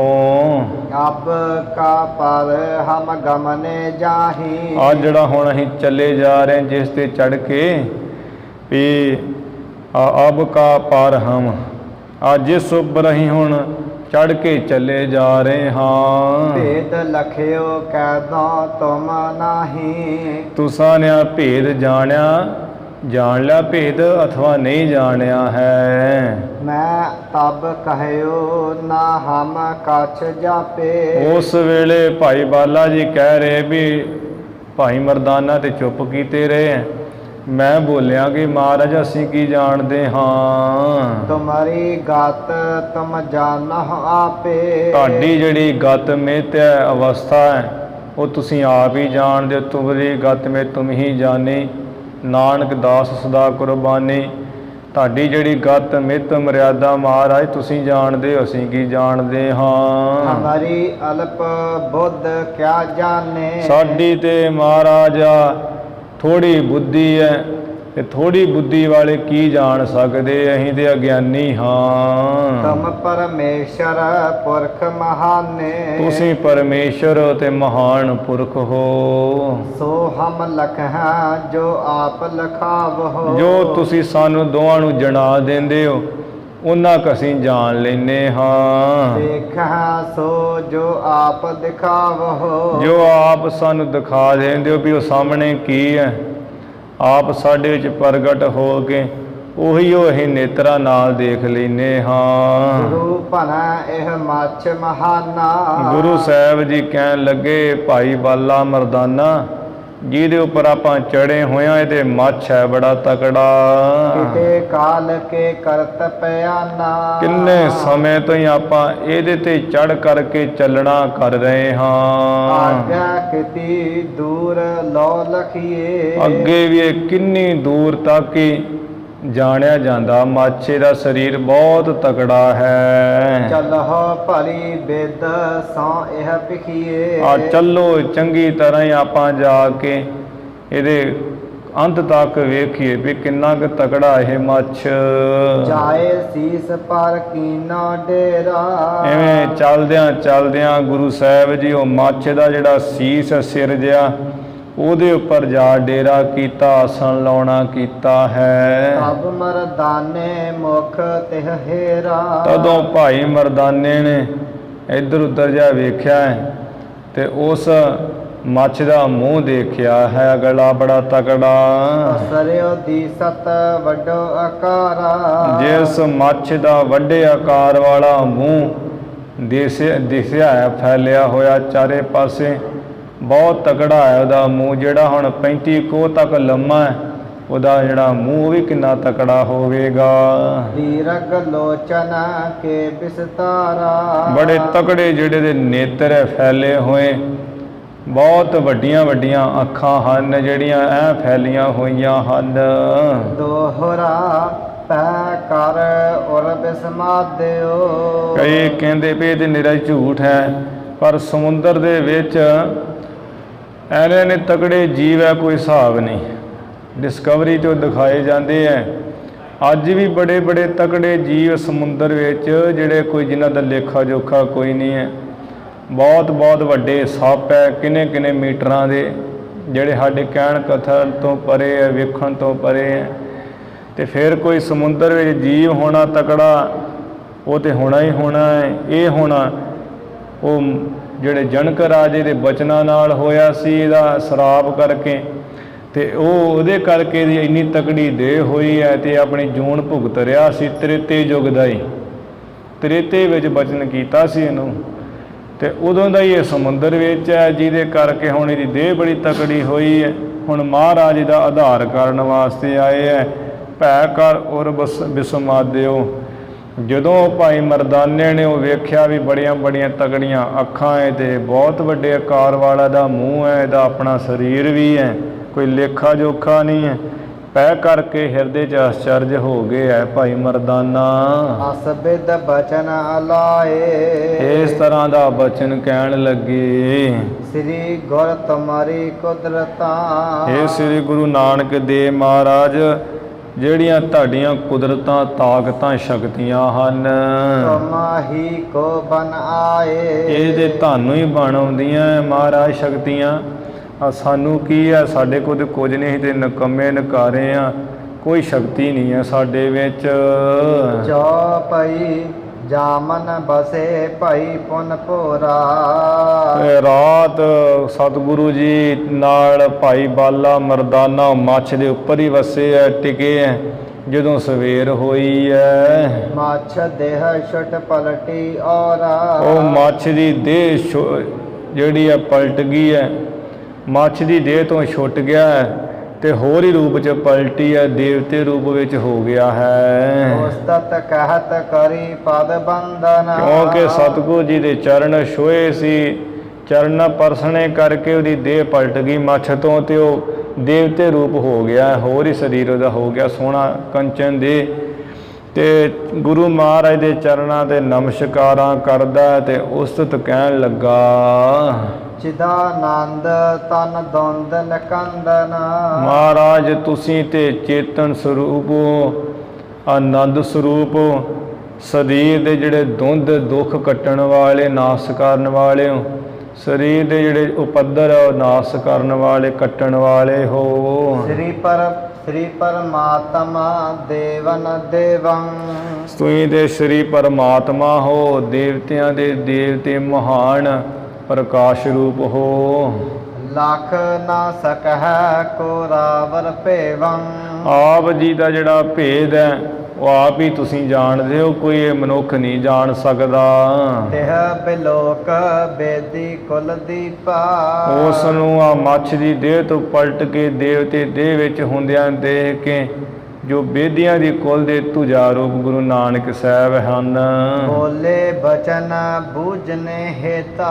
ਬਚਨ ਬੋਲੇ ਇਹਨੂੰ ਪੁੱਛਣ ਵਾਸਤੇ, ਕੌਣ ਇਹ ਤੂੰ ਕਹ 부ਝਾਈ। ਐ ਵੀ ਤੂੰ ਕੌਣ ਹੈ, ਮੱਛ ਦੀ ਦੇਹ ਤੋਂ ਪਲਟ ਕੇ ਆ ਦੇਵਤੇ ਰੂਪ ਵਿੱਚ ਹੋਣ ਵਾਲਾ, ਚੰਗੀ ਤਰ੍ਹਾਂ ਕਹਿ ਕੇ ਸਮਝਾ ਬੁਝਾ ਦੇ। ਕੈਸੇ ਮੱਛ ਦੇਹ ਵਡ ਪਾਈ। ਕਿਸ ਤਰ੍ਹਾਂ ਜਿਹੜੀ ਬੜੇ ਤਕੜੇ ਮੱਛ ਦੀ ਤੂੰ ਦੇਹ ਪਾਈ ਹੋਈ ਸੀ। ਤਿਹ ਤਜ ਧਾਰਿਓ ਦੇਹ ਨਵੀਨਾ।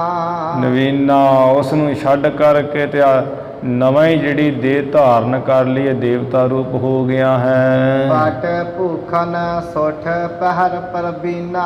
ਆਜ ਬੜੇ ਸਿਆਣਿਆਂ ਵਾਂਗ ਸੋਹਣੇ ਜਿਹੜੇ ਸਰੀਰ ਤੇ ਕੱਪੜੇ ਪਹਿਨ ਲਏ, ਸੋਹਣੇ ਗਹਿਣੇ ਪਹਿਨ ਲਏ ਹਨ। ਬੋਲਿਓ ਤਬੈ ਸਨਹੁ ਭਗਵੰਤਾ। ਇਹ ਮੱਛ ਦੀ ਦੇਹ ਤੋਂ ਪਲਟਿਆ ਜੋ ਦੇਵਤੇ ਰੂਪ ਵਿੱਚ ਹੋ ਗਿਆ ਹੈ, ਇਹ ਬੋਲਿਆ ਹੈ ਭਗਵਾਨ ਰੂਪ ਪਰਮੇਸ਼ਰ ਰੂਪ ਮਹਾਰਾਜ ਮੇਰਾ ਬਚਨ ਸੁਣੋ। ਤੁਮ ਜਾਣਤ ਸਭ ਵਿਦ ਬਰਤੰਤਾ। ਤੁਸੀਂ ਸਭ ਤਰ੍ਹਾਂ ਨਾਲ ਜਾਣਦੇ ਹੀ ਹੋ ਮਹਾਰਾਜ ਮੇਰਾ ਬਿਰਤਾਂਤ ਪ੍ਰਸੰਗ, ਮੇਰੇ ਬਾਰੇ ਮੇਰੇ ਕਥਨ ਵਿੱਚ ਤੁਸੀਂ ਸਭ ਜਾਣਦੇ ਹੀ ਹੋ। ਅਪਰ ਸੁਨਾਵਨ ਕੇ ਹਿਤ ਗਾਥਾ। ਇਹ ਤੇ ਤੁਸੀਂ ਹੋਰਾਂ ਨੂੰ ਸੁਣਾਉਣ ਵਾਸਤੇ ਮੇਰੀ ਕਥਾ ਗੱਲਬਾਤ ਜੋ ਤੁਹਾਡੇ ਨਾਲ ਦੋ ਸਾਥੀ ਹੈ ਇਹਨਾਂ ਨੂੰ ਸੁਣਾਉਣ ਵਾਸਤੇ ਮੇਰੀ ਗਾਥਾ ਕਥਾ। ਮੋਰ ਸਾਥ ਬੂਝਹੁ ਜਗਨਾਥਾ। ਜਗਤ ਦੇ ਮਾਲਕ ਮੇਰੇ ਪਾਸੋਂ ਤੁਸੀਂ ਪੁੱਛਣਾ ਕਰ ਰਹੇ ਹੋ, ਆਪ ਤੇ ਤੁਸੀਂ ਸਭ ਜਾਣਦੇ ਹੋ, ਬਸ ਜਿਹੜੇ ਨਾਲ ਦੇ ਸਾਥੀ ਹੈ ਇਹਨਾਂ ਨੂੰ ਸੁਣਾਉਣ ਵਾਸਤੇ। ਤ੍ਰੇਤੇ ਜੁਗ ਭਾਜਨਕ ਬਦੇਹੀ। ਤ੍ਰੇਤੇ ਯੁੱਗ ਦੇ ਵਿੱਚ ਇੱਕ ਮਹਾਰਾਜ ਰਾਜਾ ਹੋਇਆ ਬਦੇਹੀ ਜਨਕ ਗਿਆਨੀ ਮਹਾਨ। ਇਹ ਸੇਵਕ ਹਾਂ ਸੇਵਕ ਰਹੀ। ਉਸ ਦਾ ਮੈਂ ਸੇਵਕ ਹੋ ਕੇ ਸੇਵਾ ਕਰਨ ਵਾਲਾ ਸੇਵਾ ਕਰਦਾ ਸਾਂ। ਇੱਕ ਦਿਨ ਕਾਜ ਕਰਨ ਕੁਛ ਭਾਖਾ। ਇੱਕ ਦਿਨ ਦੀ ਗੱਲ ਹੈ ਵੀ ਮੈਨੂੰ ਉਹਨਾਂ ਨੇ ਕੰਮ ਕਰਨ ਵਾਸਤੇ ਕੁਝ ਕਿਹਾ ਵੀ ਨੌਕਰਾ ਕੰਮ ਕਰ ਲਾ। ਤੀਨ ਤਬ ਹੈ ਮੈਂ ਰਿਸ ਔਰ ਰਾਖਾ।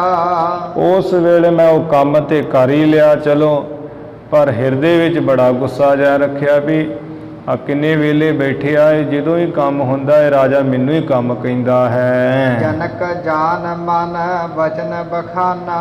ਜਨਕ ਰਾਜਾ ਹੁਣ ਗਿਆਨੀ ਸੀ, ਆਤਮਾ ਦੀ ਲਖਤਾ ਵਾਲਾ ਸੀ, ਜਿਸ ਕਰਕੇ ਉਹਨੇ ਮੈਨੂੰ ਇਹ ਮੇਰੇ ਮਨ ਦੀ ਜਾਣ ਕੇ ਬਚਨ ਕਿਹਾ। ਤਰਫ ਮੀਨਾ ਜਿਉ ਕਾਜ ਕਰਾਨਾ। ਆ ਵੀ ਸੇਵਕਾ ਜਿਵੇਂ ਮੱਛੀ ਤੜਫਦੀ ਹੈ ਨਾ, ਇਹ ਮੱਛੀ ਦੇ ਤੜਫਣ ਵਾਂਗੂ ਤੂੰ ਕੰਮ ਤੇ ਭਾਵੇਂ ਕਰਦਾ ਹੈ, ਜਿਵੇਂ ਮੱਛੀ ਤੜਫਦੀ ਰਹਿੰਦੀ ਐਵੇਂ ਤੜਫਦਾ ਰਹਿਣਾ ਕੰਮ ਜਾ ਕਰਦਾ। ਤਿਨ ਕੇ ਬਚਨਾ ਮੀਨ ਤਨ ਪਾਇਓ। ਉਹਨਾਂ ਦੇ ਬਚਨ ਕਰਕੇ ਮੈਂ ਆ ਮੱਛ ਦਾ ਸਰੀਰ ਪਾਇਆ। ਫਿਰ ਤੁਮਰੇ ਚਰਨ ਪਰਸ ਛਟਕਾਇਓ। ਕਿੰਨੇ ਲੰਮੇ ਸਮੇਂ ਤੋਂ ਮੈਂ ਇਹ ਸਮੁੰਦਰ ਵਿੱਚ ਹੀ ਮੱਛ ਰੂਪ ਵਿੱਚ ਹੀ ਰਹਿ ਰਿਹਾ ਸਾਂ, ਅੱਜ ਤੁਹਾਡੇ ਚਰਨ ਪਰਸ ਗਏ ਗੁਰੂ ਮਹਾਰਾਜ, ਮੈਨੂੰ ਮੱਛ ਦੇ ਸਰੀਰ ਤੋਂ ਛੁਡਾਇਆ ਹੈ, ਦੇਵਤਾ ਰੂਪ ਕਰ ਦਿੱਤਾ ਹੈ। ਆਸ ਕਹ ਦੇਵ ਸਦਨ ਕੋ ਗਇਓ। ਇਸ ਤਰ੍ਹਾਂ ਕਹਿ ਕਰਕੇ ਜਿਹੜਾ ਦੇਵਤਿਆਂ ਦਾ ਘਰ ਸਵਰਗਪੁਰੀ ਹੈ ਉੱਥੇ ਚਲਾ ਗਿਆ ਹੈ ਦੇਵ ਲੋਕ। ਜਨਕ ਸਰਾਪ ਤੇ ਛੂਟਤ ਭਇਓ। ਜੋ ਜਨਕ ਰਾਜਾ ਵਦੇਹੀ ਆਤਮ ਗਿਆਨੀ ਸੀ, ਉਹਦੇ ਸ਼ਰਾਪ ਤੋਂ ਤੇ ਮੱਛ ਦੀ ਦੇਹ ਤੋਂ ਇਹ ਛੁੱਟ ਗਿਆ। ਬਹਰੋ ਆਗੇ ਕੀਨ ਪਿਆਨਾ। ਮਹਾਰਾਜ ਇਸ ਦਾ ਉਧਾਰ ਕਰਕੇ ਅੱਗੇ ਚੱਲਣਾ ਕੀਤਾ। ਚਲਤੇ ਮਗ ਬੋਲਿਓ ਮਰਦਾਨਾ।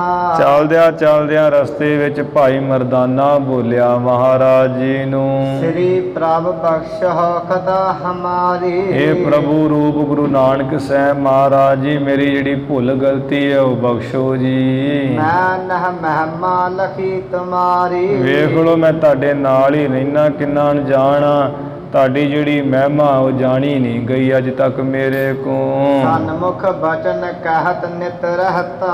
ਐਵੇਂ ਹੀ ਸਾਡੇ ਸਨਮੁਖ ਸਾਹਮਣੇ ਹੋ ਕੇ ਕੁਝ ਨਾ ਕੁਝ ਬਚਨ ਕਹਿੰਦਾ ਰਹਿਣਾ, ਮੁਖੋਂ ਬੋਲਦਾ ਰਹਿਣਾ ਆਵਾ ਤਾਵਾ। ਆਦਰ ਰਾਖਨ ਬਿਦ ਨਹ ਲਹਤਾ। ਜਿਹੜਾ ਵੀ ਆਦਰ ਸਨਮਾਨ ਉਹ ਕਰਨਾ, ਤੁਹਾਡਾ ਆਦਰ ਰੱਖਣਾ ਹੈ, ਸਤਿਕਾਰ ਰੱਖਣਾ ਹੈ, ਉਹਦਾ ਜਿਹੜਾ ਢੰਗ ਤਰੀਕਾ ਉਹ ਮੈਂ ਲੈਤਾ ਜਾਣਦਾ ਨਹੀਂ ਆ, ਉਹ ਸਮਝਦਾ ਨਹੀਂ ਹੈ ਵੀ ਤੁਹਾਡਾ ਆਦਰ ਰੱਖਣਾ, ਆਦਰ ਕਰਨਾ, ਸਨਮਾਨ ਕਰਨਾ, ਐਵੇਂ ਜੋ ਮੁਖ ਵਿੱਚ ਆਉਂਦਾ ਉਹ ਬੋਲਦਾ ਰਹਿਣਾ, ਤੁਹਾਡੀ ਮਹਿਮਾ ਨਹੀਂ ਜਾਣਦਾ। ਬਿਗਸ ਬਦਨ ਤੇ ਬਚਨ ਉਚਾਰੇ। ਸਤਿਗੁਰੂ ਜੀ ਨੇ ਆਪਣੇ ਮੁਖ ਤੋਂ ਹੱਸਦਿਆਂ ਹੋਇਆਂ ਹੀ ਬਚਨ ਉਚਾਰੇ। ਪੂਰਬ ਬਖਸ਼ੇ ਗੁਨਾਹ ਤੁਮਾਰੇ। ਮਰਦਾਨਿਆ ਪਹਿਲਾਂ ਅਸਾਂ ਨੇ ਤੇਰੇ ਜਿਹੜੇ ਔਗਣ ਗੁਨਾਹ ਹੈ ਉਹ ਬਖਸ਼ੇ ਹੈ, ਮਾਫ ਕੀਤੇ ਹੈ। ਪਾਛੇ ਤੇ ਆਪਣੇ ਸੰਗ ਲੀਨੋ। ਫਿਰ ਪਿੱਛੋਂ ਤਿਸਤੀ ਨੂੰ ਅਸਾਂ ਨੇ ਆਪਣੇ ਨਾਲ ਲਿਆ ਹੈ, ਪਹਿਲਾਂ ਤੇਰੇ ਔਗਣ ਗੁਨਾਹ ਹੀ ਮਾਫ ਕੀਤੇ ਬਖਸ਼ੇ ਹਨ। ਕਿਉ ਸੰਸਾ ਤੁਮ ਔਰ ਮਹਿਕੀਨੋ, ਕਿਉਂ ਤੂੰ ਇਹ ਮਨ ਵਿੱਚ ਸੰਸਾ ਜਾਂ ਹਿਰਦੇ 'ਚ ਕਰ ਲਿਆ ਹੈ? ਕਿਉਂ ਸੰਸਾ ਤੂੰ ਹਿਰਦੇ ਵਿੱਚ ਕਰ ਜਾ ਲਿਆ ਵੀ ਮੈਂ ਕੁਝ ਬੋਲਦਾ ਰਹਿਣਾ, ਮਹਾਰਾਜ ਮੇਰੇ ਕੋਲ ਗਲਤੀ ਹੋ ਗਈ ਆ। ਅਸਾਂ ਨੇ ਤੇਰੇ ਨਾਲ ਹੀ ਤੇ ਸਭ ਕੁਝ ਕਰਨਾ ਹੁੰਦਾ ਹੈ। ਸੰਸਾ ਨਾ ਕਰ ਕਿਸੇ ਗੱਲ ਦਾ, ਅਸੀਂ ਤੇ ਸਦਾ ਹੀ ਤੇਰੇ ਨਾਲ ਪ੍ਰੇਮ ਹੀ ਕਰਦੇ ਹਾਂ। ਦੋਹਰਾ ਬਿਗਸਿਓ ਮਰਦਾਨਾ ਤਬ ਹੈ। ਜਦੋਂ ਗੁਰੂ ਜੀ ਨੇ ਕਿਹਾ ਨਾ ਵੀ ਪਹਿਲਾਂ ਤੇਰੇ ਪਾਪ ਬਖਸ਼ੇ ਆ ਫਿਰ ਨਾਲ ਲੈ ਕੇ ਆਏ ਆ, ਕਿਉਂ ਸੰਸਾ ਕਰਦਾ ਮਨ ਵਿੱਚ? ਸੁਣ ਕੇ ਭਾਈ ਮਰਦਾਨਾ ਤੇ ਬਹੁਤ ਹੱਸਿਆ, ਖੁਸ਼ ਹੋ ਗਿਆ ਹੈ। ਚੱਲੇ ਸਿੰਧ ਪਰ ਜਾਏ। ਭਾਈ ਬਾਲਾ ਗੁਰੂ ਨਾਨਕ ਸਾਹਿਬ ਭਾਈ ਮਰਦਾਨਾ ਜੀ ਉਹ ਸਮੁੰਦਰ ਦੇ ਉੱਪਰ ਹੀ ਚਲੇ ਜਾ ਰਹੇ ਹੈ। ਜਿਵੇਂ ਸੜਕ ਦੇ ਆਪਾਂ ਜ਼ਮੀਨ ਤੇ ਤੁਰਦੇ ਹਾਂ ਤੇ ਇਸੇ ਤਰ੍ਹਾਂ ਗੁਰੂ ਨਾਨਕ ਸਾਹਿਬ ਜੀ ਉਹ ਸਮੁੰਦਰ ਦੇ ਉੱਪਰ ਹੀ ਚਲੇ ਜਾ ਰਹੇ ਹੈ। ਚਰਨਾਂ ਨੂੰ ਜਲ ਵੀ ਨਹੀਂ ਛੂੰਹਦਾ। ਤਬ ਖੁਦਾਏ ਮਹਿ ਭੇਦ ਨਹਿ। ਫਿਰ ਉਸਤਤੀ ਦੇ ਬਚਨ ਕਹਿਣ ਲੱਗ ਪਏ ਭਾਈ ਮਰਦਾਨਾ ਜੀ, ਗੁਰੂ ਸਾਹਿਬ ਜੀ ਤੁਹਾਡੇ ਤੇ ਖੁਦਾ ਪਰਮੇਸ਼ਰ ਵਿੱਚ ਤੇ ਕੋਈ ਭੇਦ ਫਰਕ ਨਹੀਂ ਹੈ। ਇਸ ਬਿਦ ਬਚਨ ਅਲਾਏ। ਇਸ ਤਰ੍ਹਾਂ ਦੇ ਜਿਹੜੇ ਬਚਨ ਹੈ ਉਸ ਸ਼ਰਧਾ ਵਿੱਚ ਆ ਕੇ ਕਹਿ ਰਿਹਾ ਹੈ। ਚੌਪਈ ਸ੍ਰੀ ਗੁਰ ਕਹਾ ਨਾ ਬਚਨ ਅਲਾਵਹੁ। ਮਹਾਰਾਜ ਕਹਿਣ ਲੱਗੇ ਵੀ ਚੁੱਪੀ ਰਹੋ, ਕੋਈ ਬਚਨ ਨਾ ਕਹੋ। ਦੂਸ਼ਣ ਮਮ ਪਛਾਤ ਆਵਹੁ। ਬਸ ਆ ਚੁੱਪ ਕਰਕੇ ਨਾ ਸਾਡੇ ਪਿੱਛੇ ਪਿੱਛੇ ਹੀ ਆਈ ਜਾਓ। ਹੇ ਪ੍ਰਭ ਡਰ ਕਾਂਕੋ ਤਬ ਮੋ ਅਬ ਮੋਹੀ। ਕਹਿਣ ਲੱਗੇ ਭਾਈ ਮਰਦਾਨਾ ਗੁਰੂ ਨਾਨਕ ਸਾਹਿਬ ਜੀ अब मैनू भला किस दा डर है? तुमारो संग सदा जो होई। जदों तुहाडा साथ साडे नाल फिर सानू काहदा डर है? तेरे सेवक को भाव किछ नाही। बहरो भनत पाए गत दाए। मोड़ा ਇਹਦੇ बचन सुन के गुरु महाराज फिर बचन कहन लगे है। अग्रज आवत वड्डी बलाए। महाराज कहंदे चुप कर भाई मर्दाने, आ वेख ला अगे वड्डी बलाई चलदी आ रही है। रूप भयानक देह बसेखी। ओदा रूप बड़ा भयानक है, देह भी बड़ी तकड़ी है। पावह अजन अंगन देखी। जिस दे अंगां नूं देख के तू डर पावेगा। बोलियो पै तरक मरदाना। फिर उसे वेले डर जा हो गया, डर जा धार के भाई मरदाना बोलिया है। क्यों अब अग्रज करह पयाना। जे अगों बला आ रही है ते गुरु साहब जी तुसी बड़ा क्यों अगे चलते जा रहे हो? क्यों चलना कर रहे हो अगे? दूर न हट कर चलो पिछारी। चलो बड़ी छेती मुड़ करके पिछा नूं चलीए। राखो इस ते देह हमारी। ਤੁਹਾਨੂੰ ਤੇ ਕੁਝ ਕਹਿਣਾ ਨਹੀਂ ਹੋ ਬਲਾਣੇ, ਨਾ ਭਾਈ ਬਾਲੇ ਨੂੰ ਕਹਿਣਾ ਮੈਨੂੰ ਹੀ ਫੜ ਲੈਣਾ ਹੈ। ਇਸ ਕਰਕੇ ਆਪ ਮੇਰੀ ਜਿਹੜੀ ਦੇਹ ਸਰੀਰ ਉਹਨੂੰ ਰੱਖ ਲਓ, ਬਚਾ ਲਓ ਬਲਾ ਤੋਂ। ਦੇਖ ਪੈ ਆਤਰ ਕਿਰਪਾ ਨਿਦਾਨਾ। ਕਿਰਪਾ ਦੇ ਖਜ਼ਾਨੇ ਗੁਰੂ ਸਾਹਿਬ ਜੀ ਭੈ ਨਾਲ ਵਿਆਕਲ ਹੋਇਆ ਵੇਖ ਕੇ ਭਾਈ ਮਰਦਾਨੇ ਨੂੰ। ਮੁਸਕਾਵਤ ਮੁਖ ਬਚਨ ਬਖਾਨਾ। ਹੱਸਦਿਆਂ ਹੀ ਮੁਖੋਂ ਬਚਨ ਕਿਹਾ। ਭਾਗੇ ਤੇ ਅਬ ਜਾਏ ਨ ਦੇਈ। ਜੇ ਭਾਈ ਮਰਦਾਨੇ ਆਪਾਂ ਪਿੱਛੇ ਜੇ ਮੁੜੇ ਨਾ, ਪਿੱਛੇ ਜੇ ਮੁੜ ਕੇ ਭੱਜੇ ਤੇ ਉਹਨੇ ਜਾਣ ਨਹੀਂ ਦੇਣਾ ਹੈ। ਤਾਏ ਸਮੀਪ ਪਹੁੰਚ ਗਹਲੇ। ਉਹ ਬਲਾ ਦੌੜ ਕੇ ਕੋਲ ਪਹੁੰਚ ਕੇ ਤੈਨੂੰ ਫੜ ਲਵੇਗੀ। ਦੋਹਰਾ ਜਾਂ ਤੇ ਆਗੇ ਹੀ ਚੱਲੋ। ਇਸ ਕਰਕੇ ਤੂੰ ਪਿੱਛੇ ਨਾ ਚੱਲ, ਹੁਣ ਅੱਗੇ ਅੱਗੇ ਹੀ ਚੱਲੋ। ਭਲੀ ਕਰੈ ਕਰਤਾਰ। ਉਹ ਕਰਤਾਰ ਪਰਮੇਸ਼ਰ ਜੋ ਕਰੇਗਾ ਭਲੀ ਚੰਗੀ ਹੀ ਕਰੇਗਾ। ਕਲ ਮਨ ਮੁਖ ਆਵਤ ਪਈ।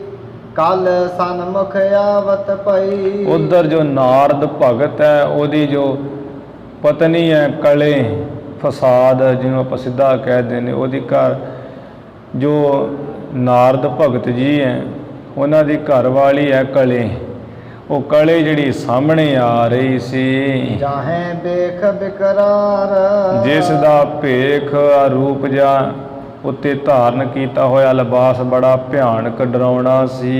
चौपई ਮੇਚਕ ਬਰਨ ਅਰਨ ਚਖ ਜਾਂਕੇ ਜਿਸ ਉਹ ਕਲੇ ਦੇ ਨੇਤਰ ਲਾਲ ਹੈ, ਲਹੂ ਲਹੂ ਵਾਂਗ ਜਿਵੇਂ ਖੂਨ ਵਗਦਾ ਹੋਵੇ, ਤੇ ਕਾਲਾ ਰੰਗ ਹੈ ਕੱਟੇ ਵਾਂਗ। ਧੀਰਗ ਦਾਂਤ ਭਿਆਨਕ ਤਾਕੇ ਉਸ ਦੇ ਜਿਹੜੇ ਦੰਦ ਹੈ ਬੜੇ ਭਿਆਨਕ ਤੇ ਬਹੁਤ ਬਹੁਤ ਵੱਡੇ। ਹਾਥ ਨਰਨ ਜਹ ਗਰੀਵਾ ਡਾਰੀ ਜਿਸ ਨੇ ਆ ਮਨੁੱਖਾਂ ਦੀ ਜਿਹੜੀਆਂ ਆਂਦਰਾਂ ਉਹ ਗਲ ਵਿੱਚ ਪਾਈਆਂ ਹੋਈਆਂ ਹਨ ਮਾਲਾ ਤੌਰ ਤੇ। ਕਰ ਮਹਿ ਰਕਤ ਕਪਾਲੀ ਧਾਰੀ ਹੱਥ ਵਿੱਚ ਜਿਹੜੇ ਖੂਨ ਦੇ ਪੀਣ ਵਾਸਤੇ ਖੂਨ ਦੇ ਭਰੇ ਹੋਏ ਠੂਠੇ ਜਿਹੜੇ ਖੱਪਰ ਹੈ ਉਹ ਹੱਥ ਵਿੱਚ ਲਏ ਹੋਏ ਧਾਰਨ ਕੀਤੇ ਹਨ।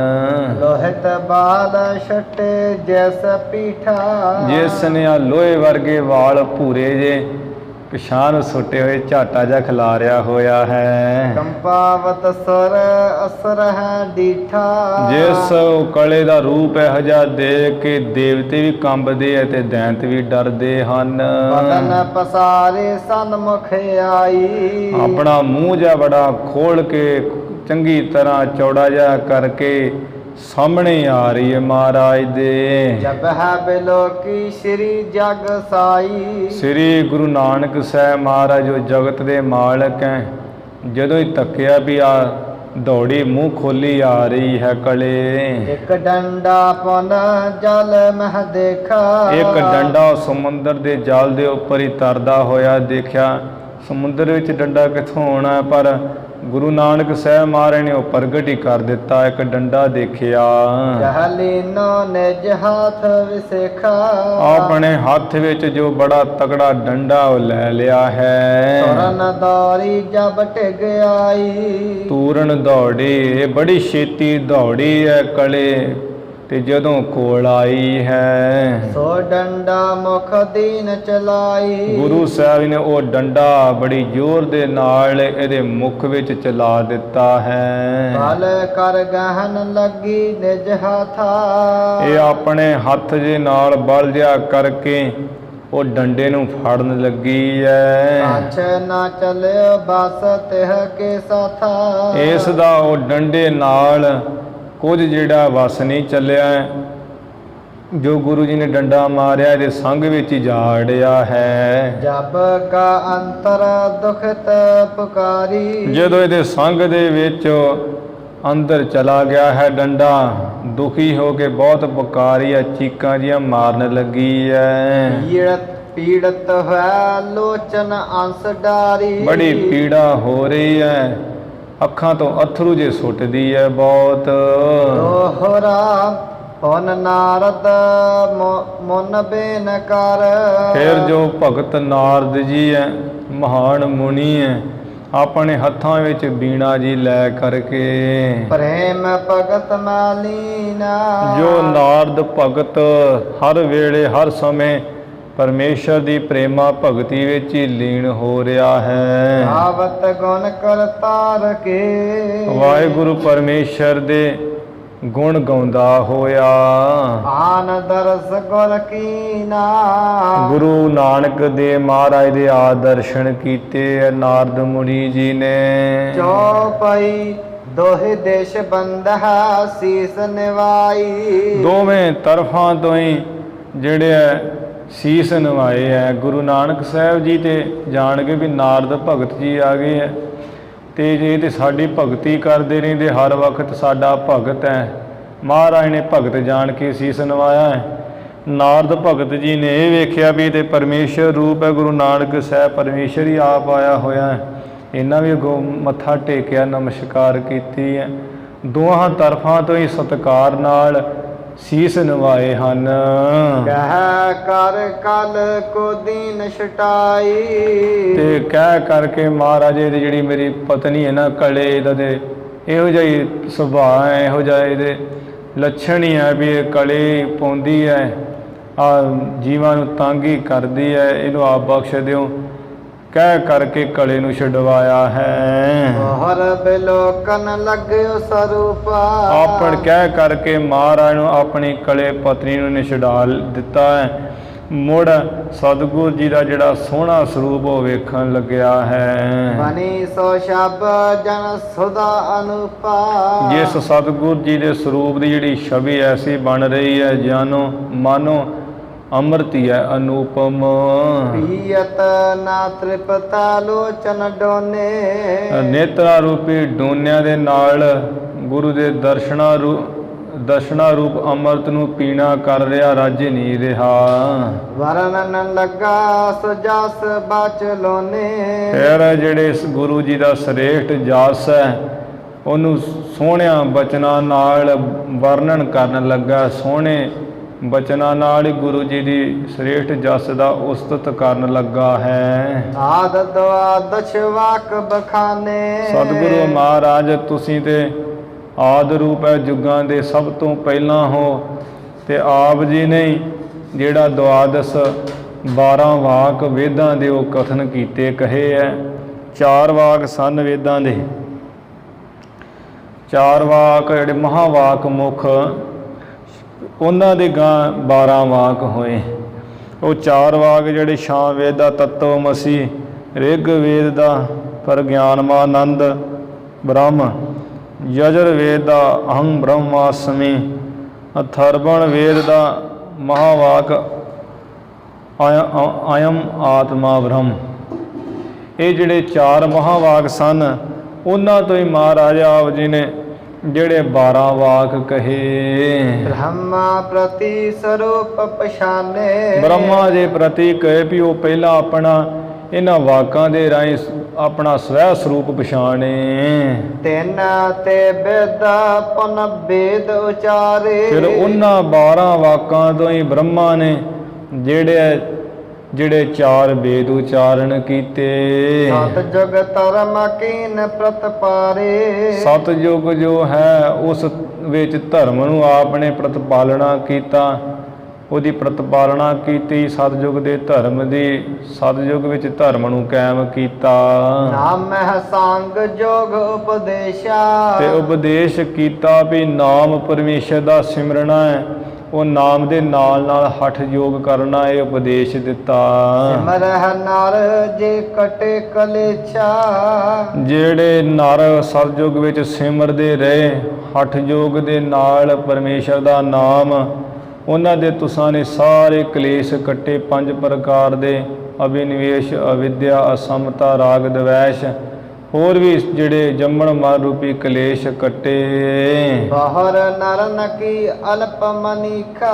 ਫਿਰ ਆਪ ਜੀ ਨੇ ਦੇਖਿਆ ਵੀ ਸਤਿਯੁਗ ਵਿੱਚ ਤੇ 1 ਲੱਖ ਵਰਿਆਂ ਕੀ ਆਰਜਾ, ਲੱਖ ਵਰਿਆਂ ਦੀ ਉਮਰ ਸੀ। ਤ੍ਰੇਤੇ ਵਿੱਚ 10,000 ਵਰਾ ਉਮਰ ਰਹਿ ਗਈ। ਮੁੜ ਆਪ ਜੀ ਨੇ ਮਨੁੱਖਾਂ ਦੀ ਜਿਹੜੀ ਥੋੜੀ ਬੁੱਧੀ ਜਾਣ ਕੇ ਤਿਨ ਹੈ ਦੇਖ ਦੀਨੇ ਆਸ ਸਿਖਾ। ਉਹਨਾਂ ਨੂੰ ਵੀ ਥੋੜੀ ਬੁੱਧੀ ਜਾਣ ਕੇ ਫਿਰ ਉਮਰਾਂ ਵੀ ਘਟ ਗਈ ਹੈ, 90,000 ਵਰਾ। ਇਸ ਤਰ੍ਹਾਂ ਦੇ ਕੇ ਮਹਾਨ ਹੀ ਸਿੱਖਿਆ ਦਿੱਤੀ। ਮਨ ਭੂਪਤ ਕੇ ਹੋਵੇ ਕਰ ਦੁਆਰਾ।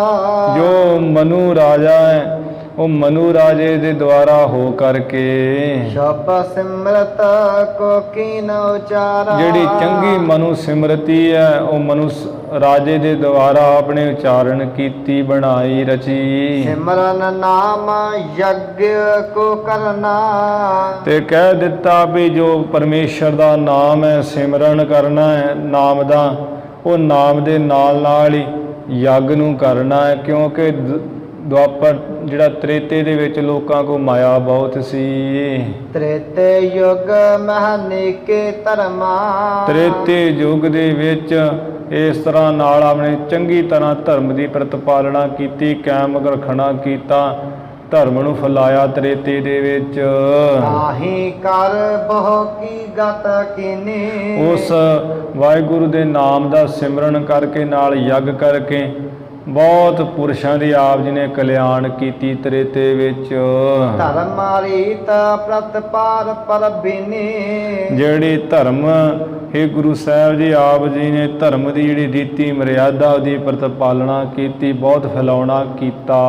ਪੁਨ ਤਾਂ ਤੇ ਮਤ ਮੰਦ ਪਮਾਨਾ। ਫਿਰ ਦੁਆਪਰ ਦੇ ਵਿੱਚ ਆਪ ਜੀ ਨੇ ਜਾਣ ਲਿਆ ਵੀ ਮਨੁੱਖਾਂ ਦੀ ਬਹੁਤ ਮੰਦੀ ਮੱਤ ਹੈ। ਇਸ ਮੰਦੀ ਮੱਤ ਨੂੰ ਦੇਖ ਕੇ ਨਹ ਦੇਖਾ ਕੀਏ ਪੁਰਾਨਾ, ਉਹਨਾਂ ਨੂੰ ਦੇਖ ਕੇ ਵੀ ਇੱਕ ਤੇ ਮਨੁੱਖ ਮੰਦੀ ਮੱਤ ਵਾਲੇ ਹੋ ਗਏ। ਦੁਆਪਰ ਵਿੱਚ ਉਮਰ ਵੀ ਘਟ ਗਈ ਹੈ, 10,000 ਤੋਂ 1,000 ਵਰ੍ਹਾ ਰਹਿ ਗਈ ਹੈ।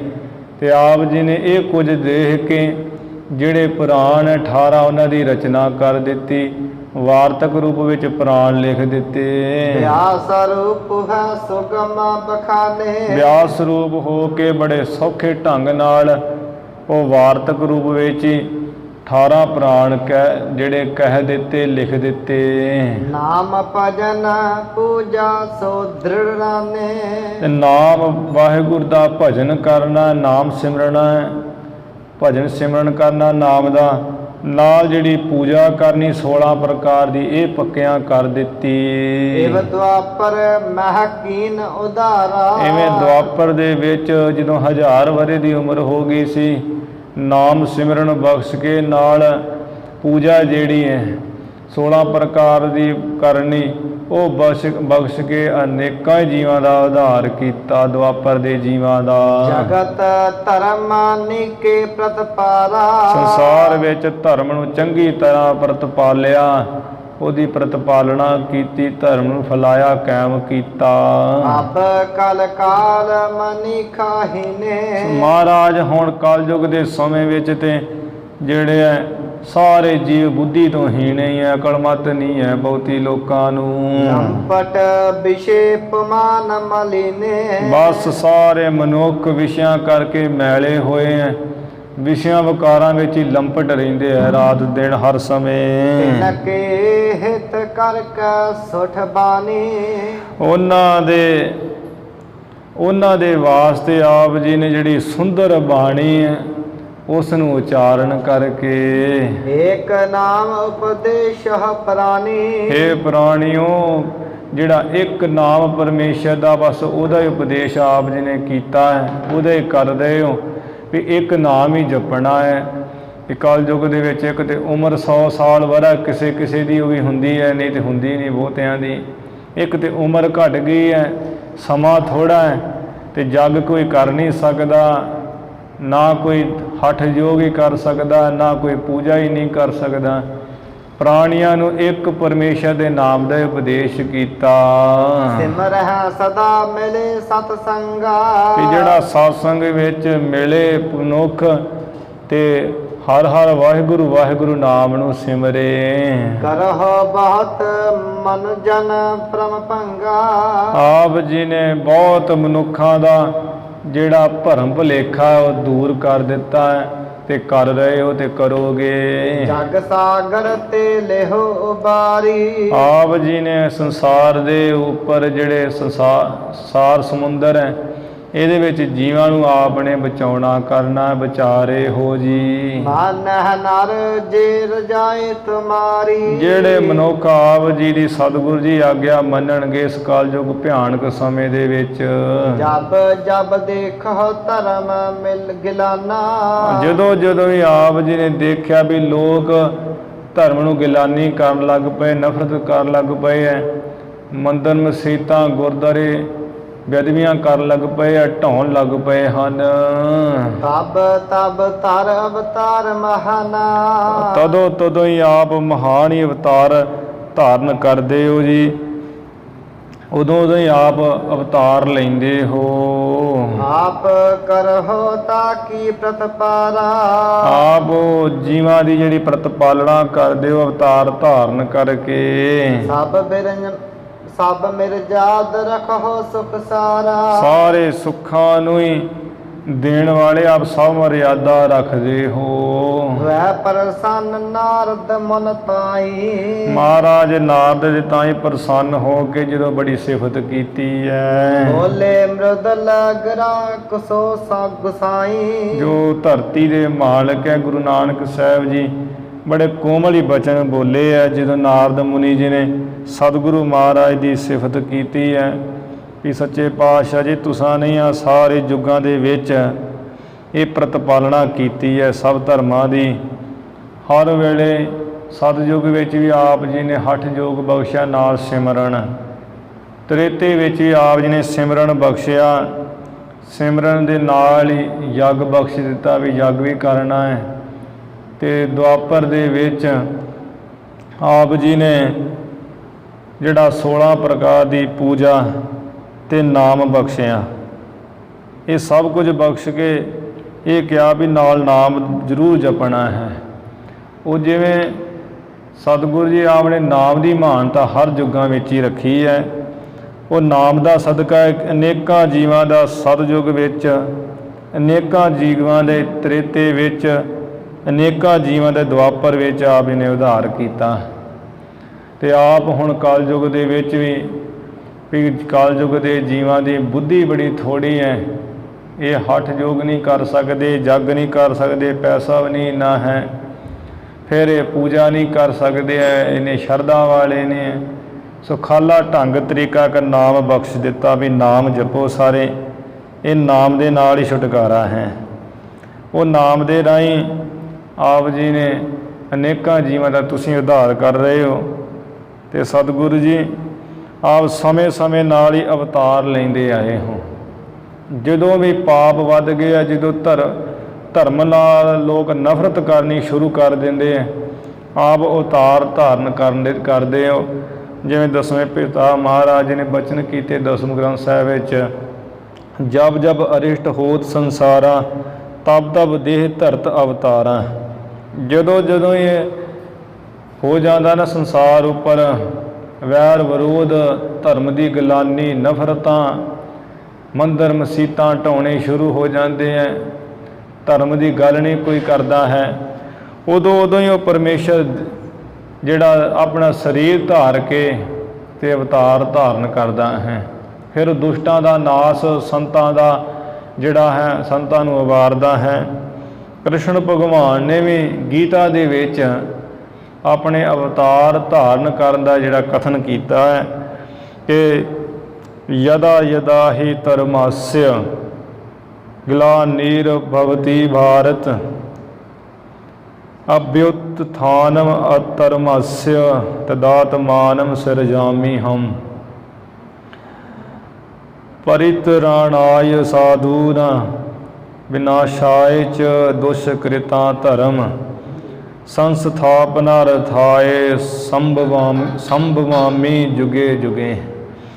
ਵੀ ਹੇ ਭਾਰਤ ਅਰਜਨ, ਜਦੋਂ ਜਦੋਂ ਵੀ ਧਰਮ ਤੋਂ ਲੋਕੀ ਨਫ਼ਰਤ ਕਰਦੇ ਹੈ, ਧਰਮ ਨਾਸ ਹੁੰਦਾ ਹੈ, ਪਾਪ ਵੱਧਦੇ ਹੈ, ਤਾਂ ਮੈਂ ਸਾਧੂਆਂ ਦੀ ਰੱਖਿਆ ਲਈ ਅਤੇ ਦੁਸ਼ਟਾਂ ਦੇ ਨਾਸ ਲਈ, ਧਰਮ ਦੀ ਮਰਿਆਦਾ ਨੂੰ ਸਥਾਪਿਤ ਕਰਨ ਲਈ ਜੁਗਾਂ ਜੁਗਾਂ ਵਿੱਚ ਅਵਤਾਰ ਲੈਂਦਾ ਹਾਂ।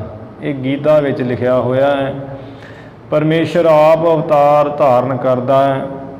ਹੁਣ ਵੀ ਕਲਯੁਗ ਦੇ ਸਮੇਂ ਵਿੱਚ ਬਹੁਤ ਧਰਮ ਨੂੰ ਤਾਂ ਗਿਲਾਨੀ ਹੈ, ਨਫ਼ਰਤ ਹੀ ਹੋ ਰਹੀ ਹੈ।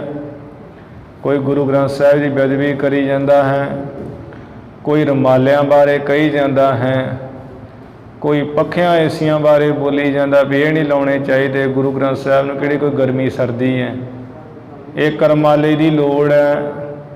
ਇੱਥੇ ਕੀ ਹੋਣ ਡਿਆ ਹੈ, ਗਰੀਬਾਂ ਨੂੰ ਦੇ ਦਿਓ ਉਹ ਪੈਸੇ, ਆਪ ਕੱਪੜੇ ਪਾਉਣੇ 20-20 ਅਤੇ ਗਰੀਬਾਂ ਨੂੰ ਪੈਸੇ ਗੁਰੂ ਘਰੋਂ ਰੁਮਾਲੇ ਜਿਹੜੇ ਨਾ ਘੱਟ ਚੜ੍ਹਾ ਕੇ ਦਿਓ। ਕੀ ਲੋੜ ਹੈ ਵੀ ਗੁਰੂ ਘਰ ਦੇ ਵਿੱਚ ਆ ਕੱਚੀ ਲੱਸੀ ਆਦਿਕ ਨਾ ਧੋਣ ਦੀ ਗੁਰੂ ਸਥਾਨਾਂ ਨੂੰ। ਅਤੇ ਇਹ ਜਿਹੜੇ ਗੱਲਾਂ ਕਰਨੀਆਂ ਸਾਰੀਆਂ ਨਫ਼ਰਤ ਹੈ। ਜੇ ਧਰਮ ਅੰਦਰ ਹੋਵੇ ਅਤੇ ਸ਼ਰਧਾ ਹੁੰਦੀ, ਫਿਰ ਕਹਿਣ ਦੀ ਜ਼ਰੂਰਤ ਹੀ ਨਹੀਂ ਵੀ ਆ ਕੀ ਕਰਨ ਡੇ ਹੈ। ਜਿਹਨੂੰ ਸ਼ਰਧਾ ਹੈ, ਸ਼ਰਧਾ ਵਾਲਾ ਮਨੁੱਖ ਤੇ ਐ ਆਪਣੇ ਨੇਤਰ ਉਹਦੇ ਬੰਦ ਹੁੰਦੇ। ਬਸ ਜਿੰਨੀ ਗੁਰੂ ਦੀ ਸੇਵਾ ਕਰ ਲਓ ਉਨੀ ਥੋੜ੍ਹੀ ਹੈ। ਹੁਣ ਨਫ਼ਰਤ ਹੀ ਹੈ। ਜੇ ਕੋਈ ਬਿਮਾਰੀ ਆ ਗਈ ਤਾਂ ਉਹ ਵੀ ਧਰਮ ਦੇ ਨਾਂ 'ਤੇ ਵੀ ਫਲਾਣਿਆਂ ਕਰਕੇ ਫੈਲ ਗਈ, ਫਲਾਣੀ ਸੰਗਤ ਉੱਥੋਂ ਆਈ ਹੈ ਤਾਂ ਫੈਲ ਗਈ। ਸੰਗਤ ਜਿਵੇਂ ਹਜ਼ੂਰ ਸਾਹਿਬੋਂ ਆਈ ਤਾਂ ਕਹਿਣ ਲੱਗ ਪਏ ਵੀ ਹਜ਼ੂਰ ਸਾਹਿਬ ਦੀ ਸੰਗਤ ਨੇ ਸਾਡਾ ਜਿਹੜਾ ਮਹੀਨੇ ਦੀ ਕੀਤੀ ਹੋਈ ਕੀਤੀ ਕਤਰੀ ਕਰਾਈ ਅਤੇ ਖੂਜ ਪਾ ਦਿੱਤੀ ਹੈ, ਬਿਮਾਰੀ ਫੈਲਾ ਦਿੱਤੀ। ਇਹ ਸਾਰੀ ਧਰਮ ਦੀ ਗਲਾਨੀ ਹੈ ਮਨੁੱਖਾਂ ਵਿੱਚ। ਜੇ ਧਰਮ ਦੀ ਗਲਾਨੀ ਨਾ ਹੋਵੇ ਤਾਂ ਸਮਝ ਜਾਣ ਕਿ ਗੁਰੂ ਸਤਿਗੁਰੂ ਸਭਨਾਂ ਦਾ ਭਲਾ ਮਨਾਏ ਦਾ, ਮਹਾਰਾਜ ਦੇ ਭਲਾ ਕਰਦੇ, ਫਿਰ ਬਿਮਾਰੀ ਕਿਵੇਂ ਹੋ ਸਕਦੀ।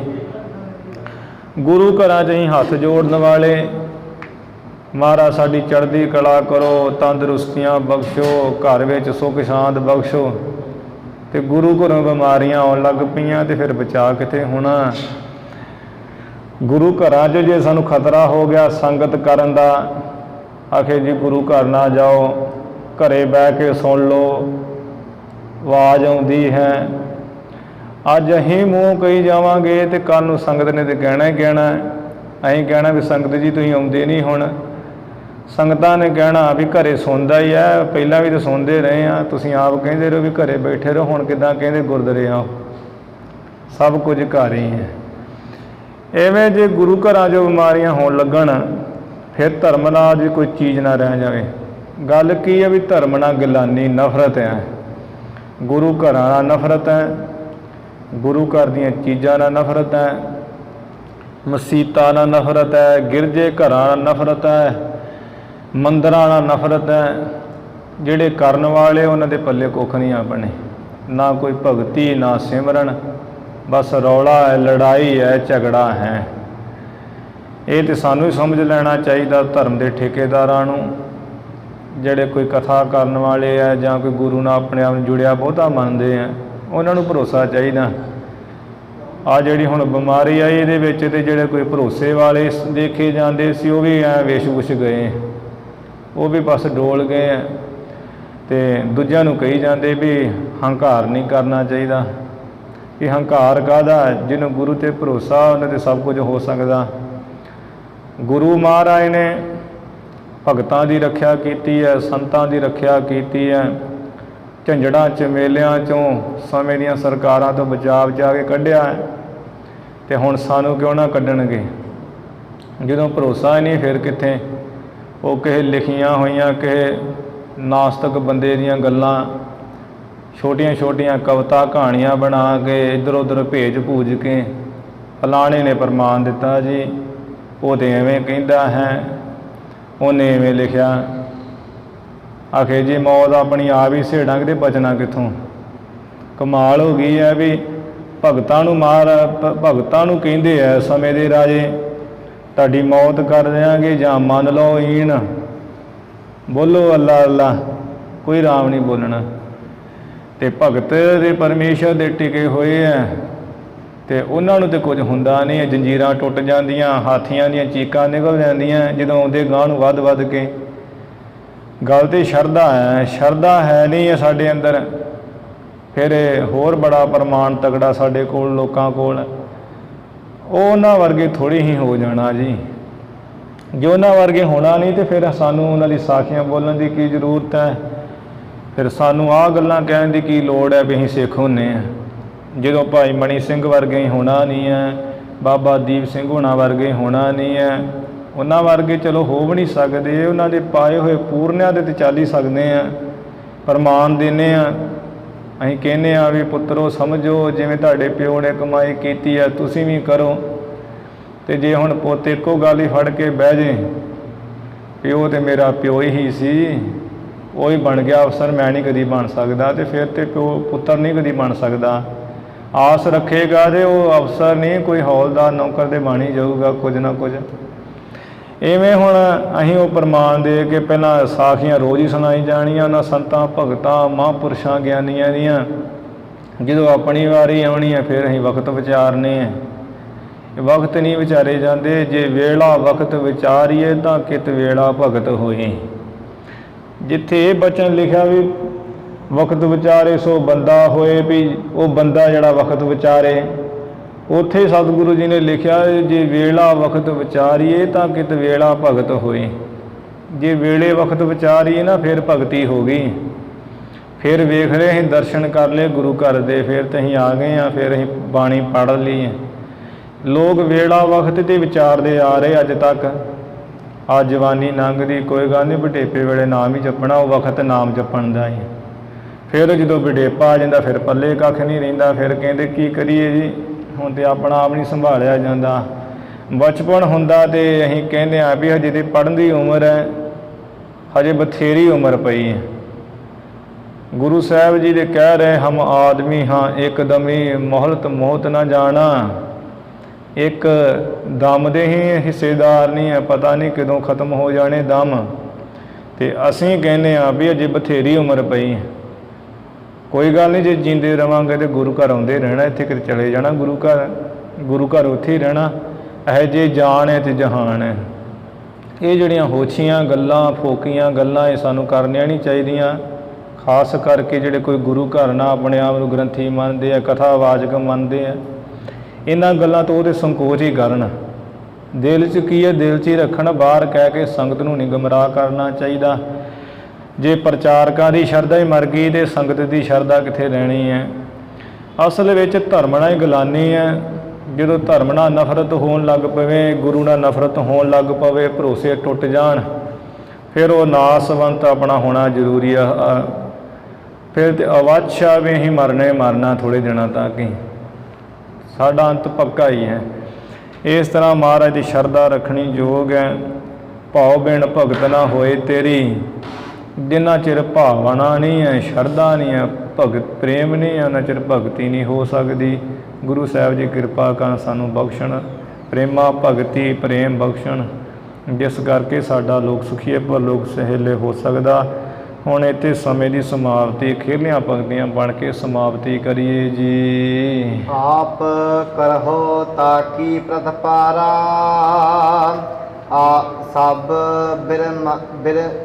ਸਭ ਮਿਲ ਜਾਤ ਰਖੋ ਸੁਖ ਸਾਰਾ।